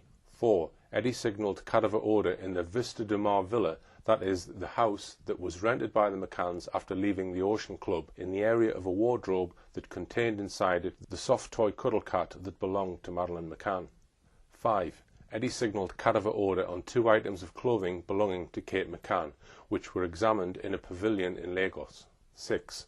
Eddie signalled cadaver odour on the door of the Renault Scenic, registration 59DA27, by the lower outside area next to the driver's door. 7. Eddie signalled cadaver odour on the key card of that vehicle when it was hidden under a fire prevention sandbox. Strangely, the Attorney General's report actually left out some of the alerts clearly mentioned by Martin Grime in his report. As for Keeler, the bloodhound dog, the Attorney General said this. 1. Keeler, the dog that detects the presence of human blood, signalled an area in the living room in apartment 5A, which had already been signalled by Eddie. 2. Keeler, the dog that detects the presence of human blood, signalled the same area again as where Eddie had signalled, in the living room of the apartment. 3. Keeler, the dog that detects the presence of human blood, signalled the lower part of the left-hand side curtain of the window in the same living room. 4. Keeler, the dog that detects the presence of human blood, signalled the right lower lateral part of the inside of the boot of vehicle 59DA27. 5. Keeler, the dog that detects the presence of human blood, signalled the storage compartment on the driver's door which held the vehicle's key card. 6. Keeler, the dog that detects the presence of human blood, also signalled the car's key card when the same was hidden under the fire service sandbox inside the parking lot. The Attorney General added for good measure, the viewing of these videos, whose contents is very impressive, becomes essential to understand the dog's action and signalling more than by any words. We know from the book written by Portuguese detective Gonçalo Amaral that the report of Martin Grime on his dogs was dynamite. The Portuguese police had been doubtful of the McCann's version of events from day one. Their suspicions had led them to take advice from the British police. Top British police officers said it was reasonable to suspect that the parents had lied about what had happened to Madeleine and may have covered up her death, whether it was accidental death or otherwise. Now they had what to them seemed concrete confirmation of their hypothesis. At around the same time, they had preliminary forensic results back from samples of blood and blood fluids found in the living room of the McCann's apartment and in the Renault Scenic that they hired. These first results showed that the samples matched the DNA from Madeleine in 15 out of 19 indication, roughly, only a 1,000,000 to 1 chance that these samples were not from Madeleine. The police had got powerful indications from the alerts of the 2 Springer Spaniels. The DNA results were heading in the same direction, as we shall see in more detail in a later programme. Now, however, we will examine in detail how the McCanns reacted to the alerts of the cadaver dogs. It was perhaps inevitable that with the world's eyes on the investigation team in Portugal, and with the police now having the results from Martin Grime's cadaver dogs, that at least one police officer would leak this dramatic news to the media.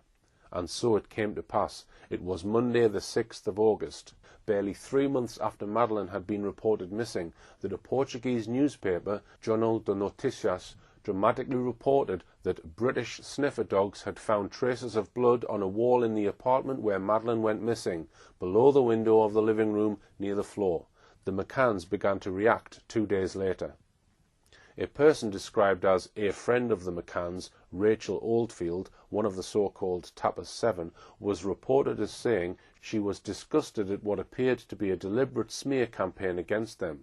She was quoted as saying, "I think there are some leaks coming from the police because a lot of what I have read recently has been completely untrue."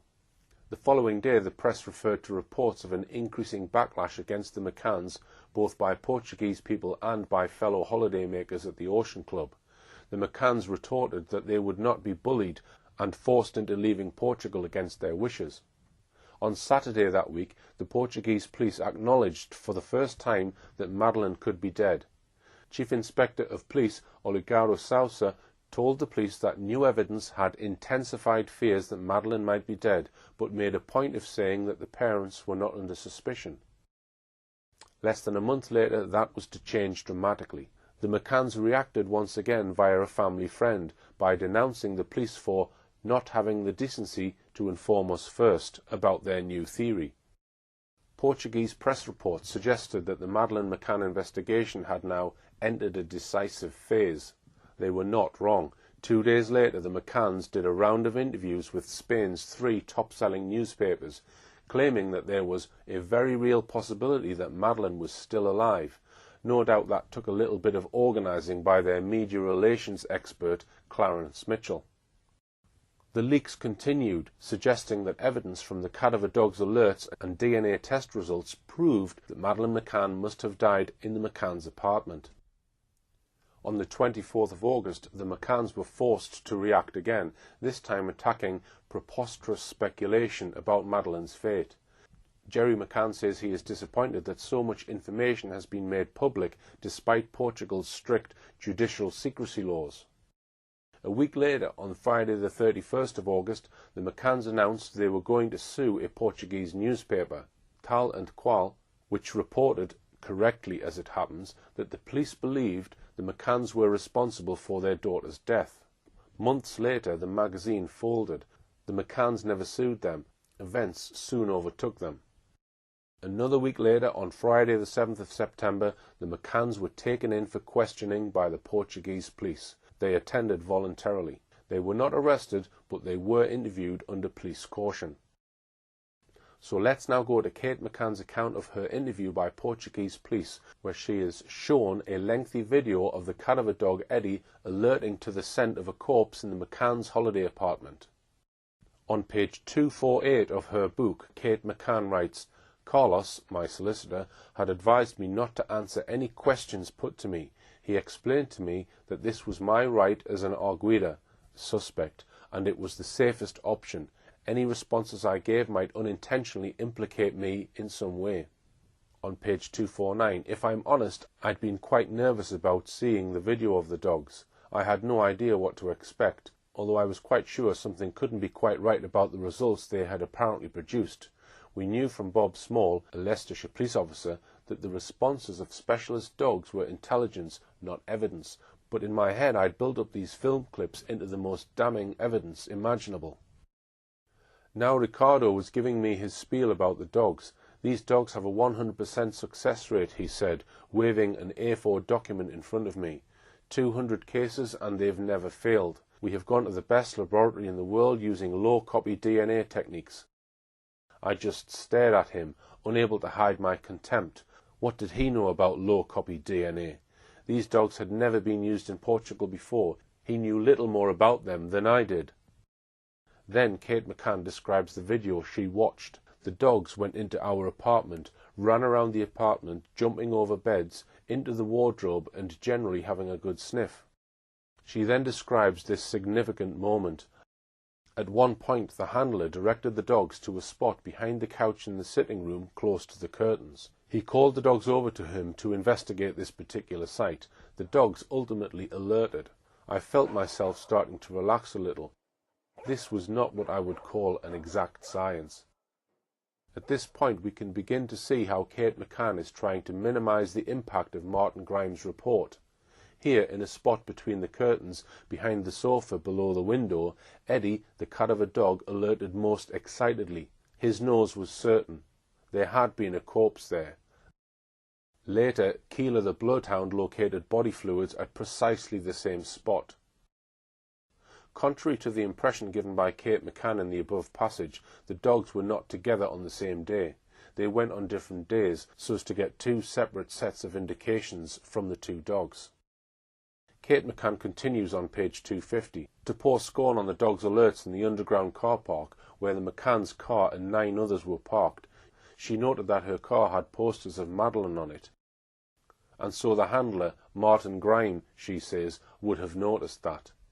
In one passage she writes, The handler stopped next to our Renault and called the dog. It obeyed, returning to him, but then ran off. Staying by the car, PC Grime instructed the dog to come back several times and directed it to certain parts of the vehicle before it eventually supplied an alert by barking. Did you notice that word "eventually" again? It implies that the dogs only alert anywhere after the dog handler has directed them to spot where he wants them to alert. Continuing down page 250, Kate McCann describes how the Portuguese detective Ricardo Paiva shows her video excerpts of the dog's alerts and then adds that in certain places blood had been found which matched Madeleine's. Kate says, "I said I couldn't explain it, but neither could he." She continues, "I remember feeling such disdain for Ricardo at this point. What was he doing? I thought, just following orders. Under my breath I found myself whispering, 'Fucking tosser, fucking tosser.' This quiet chant somehow kept me strong, kept me in control. This man did not deserve my respect, fucking tosser." So let's summarize before we move on to other topics. Kate McCann thinks one of the lead detectives on this case is a fucking tosser.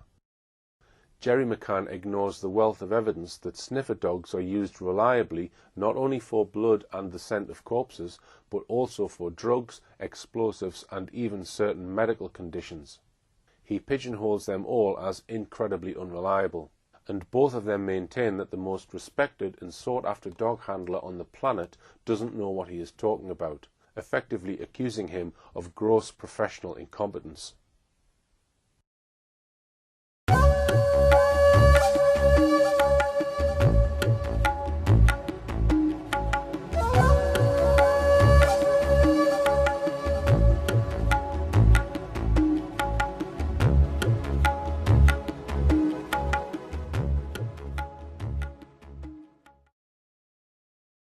Now we'll have a detailed look at how the McCanns dealt with this explosive evidence, yet another aspect of the case that mainstream media won't touch with a barge pole. You can judge for yourselves how successful or otherwise they were. And we'll look at one US legal case the McCanns quoted in support of their claims that cadaver dog evidence was unreliable, the murder of Jeanette Zapata. And so we come, finally, to how Kate McCann now explains all the dogs' alerts, 11 by the cadaver dog and another 5 in the same locations by the blood dog. On page 250 of her book, when researching the validity of sniffer dog evidence, Jerry would discover that false alerts can be attributable to the conscious or unconscious signals of the handler. From what I saw of the dog's responses, this certainly seemed to be what was happening here. Let's be quite clear here. The McCanns are claiming that the dogs were plain wrong. They are saying that all 16 alerts by the 2 dogs were false alerts. They maintain that top sniffer dog handler Martin Grime didn't know what he was doing. It amounts to a libelous attack on Martin Grime, basically accusing him of gross professional incompetence. Now that was what the McCanns said about the dogs in a book first published in 2011, 4 years after Madeleine went missing. But when the dogs' alerts to a corpse and to blood were first reported to the press in August 2007, they reacted very differently. Let's examine what they said at the time. They came up with at least 7 different excuses. The first was that any blood found in the flat, apparently found having oozed underneath the tiles in the living room behind the sofa, where the wall and the floor meet, might have come from Madeleine's grazing her leg when she boarded the plane. It is very unlikely, however, that a graze on a knee at East Midlands Airport would produce significant blood hours later in Portugal. Any light bleeding from the graze would surely have stopped long before the plane touched down. The second excuse was that any blood might have come from a nosebleed. It was said that Madeleine used to have frequent nosebleeds. Both of these explanations seem highly unlikely, given the amount of blood that would be needed for a small amount to seep through the tiles. In addition, it is hardly likely that blood from a graze on a knee or a nosebleed would be located at the edge of a room where the wall joins the floor. Nosebleeds usually leave only a few spots of blood, if any, on flooring, usually being contained by a tissue or handkerchief or clothing. It's highly unlikely that Madeleine would have sat still while copious quantities of blood poured from her nose or knee onto the tiled floor, right by the living room wall. One of the more entertaining reasons for blood spatters being found on the wall was given by Jerry McCann's sister, Philomena McCann, a teacher at Ullapool High School. She claimed that they could have come from mosquitoes crashing into the walls. Funny though that they only crashed into the area below the window in the sitting room and not anywhere else in the apartment. That became the third excuse. Now we move on to reasons given for the scent of a human corpse having been found in the McCann's hired car. The fourth excuse was that the dogs had alerted to the smell of the twins' dirty nappies being carried in the back of the Renault Scenic. That amounted to a suggestion that Martin Grimes' cadaver dogs could not distinguish between the smell of a toddler's feces and the scent of the past presence of a human corpse. The fifth excuse was that the dogs got confused with the scent of rotting meat. But these excuses failed to explain that as well as Eddie the cadaver dog alerting to the smell of death, Keela the blood dog had also alerted to the presence of blood and other body fluids. An ingenious sixth reason was put forward, this time by Kate McCann's mother, Mrs. Susan Healy. She claimed that the smell of death may have been found on her clothes because Kate was said to have been in close proximity with no fewer than 6 corpses in her last 2 weeks at work. So far as this excuse is concerned, the claim that she visited any corpses during the last 2 weeks at work, never mind 6, has never been confirmed. Further, those doctors who have to certify the cause of death do not always handle the body, nor handle it long enough or closely enough for the smell of death to be transferred to clothes. Further, this excuse only explained the smell of death on Kate's clothes. It didn't explain how the smell of death came to be found at 4 places in their holiday apartment, nor in their hired car. A 7th excuse was given to explain why the cadaver dog Eddie alerted to the scent of a corpse on the pink soft toy Cuddle Cat. Kate explained that she sometimes took Cuddle Cat to work. A newspaper report, based on sources within the Portuguese police, explained at the time, Kate didn't contradict the fact that her 2 pieces of clothing and the stuffed animal Cuddle Cat had been signalled by the English dogs trained to find cadaver odour. She justified it by her profession. Kate McCann's mother alleged that as a doctor at the Leicester Health Centre, she was directly present at 6 deaths before she came to Portugal on holiday, giving the same excuse for Madeleine's stuffed animal that was with her in the months after her daughter disappeared. Quite apart from being unlikely that a mother would take a child's favourite stuffed animal to work, never mind having it with her when she was close to corpses, it appears that experts say that it is not usually possible for the smell of death to be transferred in this way. Altogether then, within the space of weeks, the McCanns had given these 7 bizarre excuses for the alerts of the cadaver and blood dogs. But these excuses were all very unconvincing. Let's now go straight to the witness statement by Jerry McCann, given by him when he was interviewed under caution by the Portuguese police on the 7th of September 2007, the day he was declared a suspect. It was a long interview, beginning at 4:05 and going on until 10 to 9 at night. During this interview, Jerry was also shown videos of the dog's alerts. Here is how the interviewing officer recorded Jerry's responses. After viewing the films, and after the signalling of cadaver odour in their room, next to the wardrobe and behind the sofa against the window in the living room, he says that he has no comments, neither has he any explanation for this fact. The dog that detects human blood signalled human blood behind the sofa mentioned above. He says that he cannot explain this fact. Regarding the cadaver odour in the car that was rented at the end of May, he says he cannot explain more than he already has. Regarding the presence of human blood in the boot of the same vehicle, he says he has no explanation for this fact. When confronted with the fact that Madeleine's DNA was collected from behind the sofa and in the boot of the vehicle and analysed by a British laboratory, he says he cannot explain.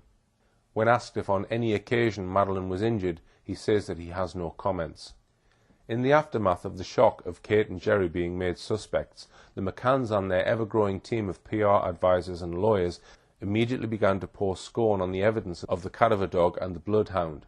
They quickly cited, for example, an Irish court case where the judge would not accept the cadaver dog evidence alone because it was not corroborated. They claimed they were Irish and American lawyers who had been able to cast doubt on cadaver dog evidence, pointing to a US study which allegedly showed that cadaver dogs could be fallible. One case in particular was trumpeted by Jerry and promoted in the British press, that of the arrest of an American, Eugene Zapatar, for the murder of his wife, Jeanette Zapatar. Jeanette Zapatar was still missing, but a cadaver dog had alerted to the scent of a corpse in locations at their house and at a storage container associated with Eugene Zapatar's business. On the 17th of September 2007, just 10 days after the claimants had been pulled in for questioning by the Portuguese police, the Times published an article titled, "Kate and Jerry McCann Send to US for Help Against Evidence of Sniffer Dogs." The article told us, the parents of Madeleine McCann have contacted the lawyers of a man charged with murder who successfully challenged sniffer dog evidence. His lawyers claimed it was unreliable and persuaded a judge in the US to throw out prosecution claims that the dogs had detected the smell of a corpse. Jerry and Kate McCann hoped that the case could help them to prove their own innocence. Portuguese police believe that the couple may have killed their child accidentally and then disposed of the body using a car they hired 25 days later. Although the McCanns do not know the full details of the Portuguese prosecutor's case against them, they are concerned that it may rest on the dog's reaction. Now their lawyers have requested the case files from the ongoing murder trial of Eugene Zapatar in Madison, Wisconsin. His estranged wife Janet, a 37-year-old flight instructor, vanished in October 1976 after taking her children to school. Her body has never been found. Detectives suspected that Mr. Zapatar killed her, but did not have enough evidence to go to court. Mr. Zapatar, 68, was charged with murder last year after sniffer dogs were brought in. They allegedly detected the scent of human remains in a basement at the former family home.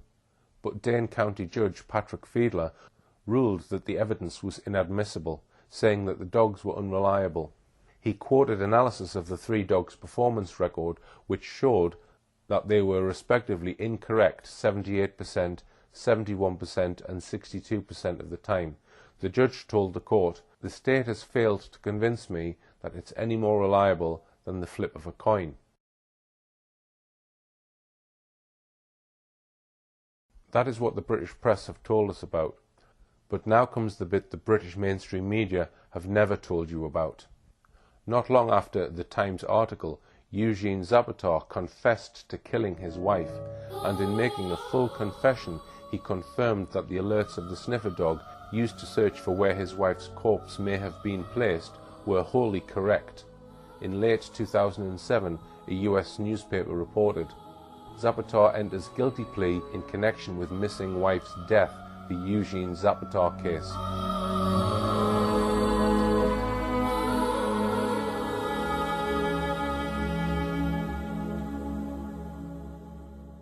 During the past 2 decades, the ability of sniffer dogs to reliably detect an increasing number of substances has expanded greatly. Wikipedia, for example, tells us that sniffer dogs are used for all these purposes. Wikipedia adds that one notable quality of detection dogs is that they are able to discern individual scents even when the scents are combined or masked by other odours. We know from Martin Grimes that Eddie had never once been wrong in over 200 cases where he detected the smell of death or blood. Cadaver dog evidence has played a part in the conviction for murder of many criminals beside that of Eugene Zapatar. Here is a list of some of the cases where sniffer dogs have resulted in convictions or raised major doubts about claims by their parents that their children have been abducted or just disappeared. Finally, what are we to make of the attacks by the McCanns on the professional competence of the dog handler sent to Portugal, Martin Grime? The McCanns have publicly trashed his work on their daughter's disappearance, claiming that the dogs were doing no more than responding to his conscious or unconscious signals. But this is the first time that you give us a big interview, not being Arguidos since then. So now I feel free to ask you this directly. How can you explain the coincidence of the scent of cadaver felt by British and not Portuguese dogs? Sandra, maybe you should be asking the judiciary because they've examined all this. But don't you have an explanation for that? We're Madeleine's mum and dad, and we're desperate for people to help us find Madeleine, which is why we're here today. The majority of people are inherently good, and I believe the majority of people in Portugal are inherently good people, and we're asking them if they'll help us spread this message to that person or people. So you don't have any explanation for that? Ask the dogs, Sandra. Ask the dogs, no, Jerry. Now I think that I feel free to ask you. Don't you feel free to answer me? I can tell you that we've obviously looked at evidence about cadaver dogs, and they're incredibly unreliable. Unreliable? Cadaver dogs, yes.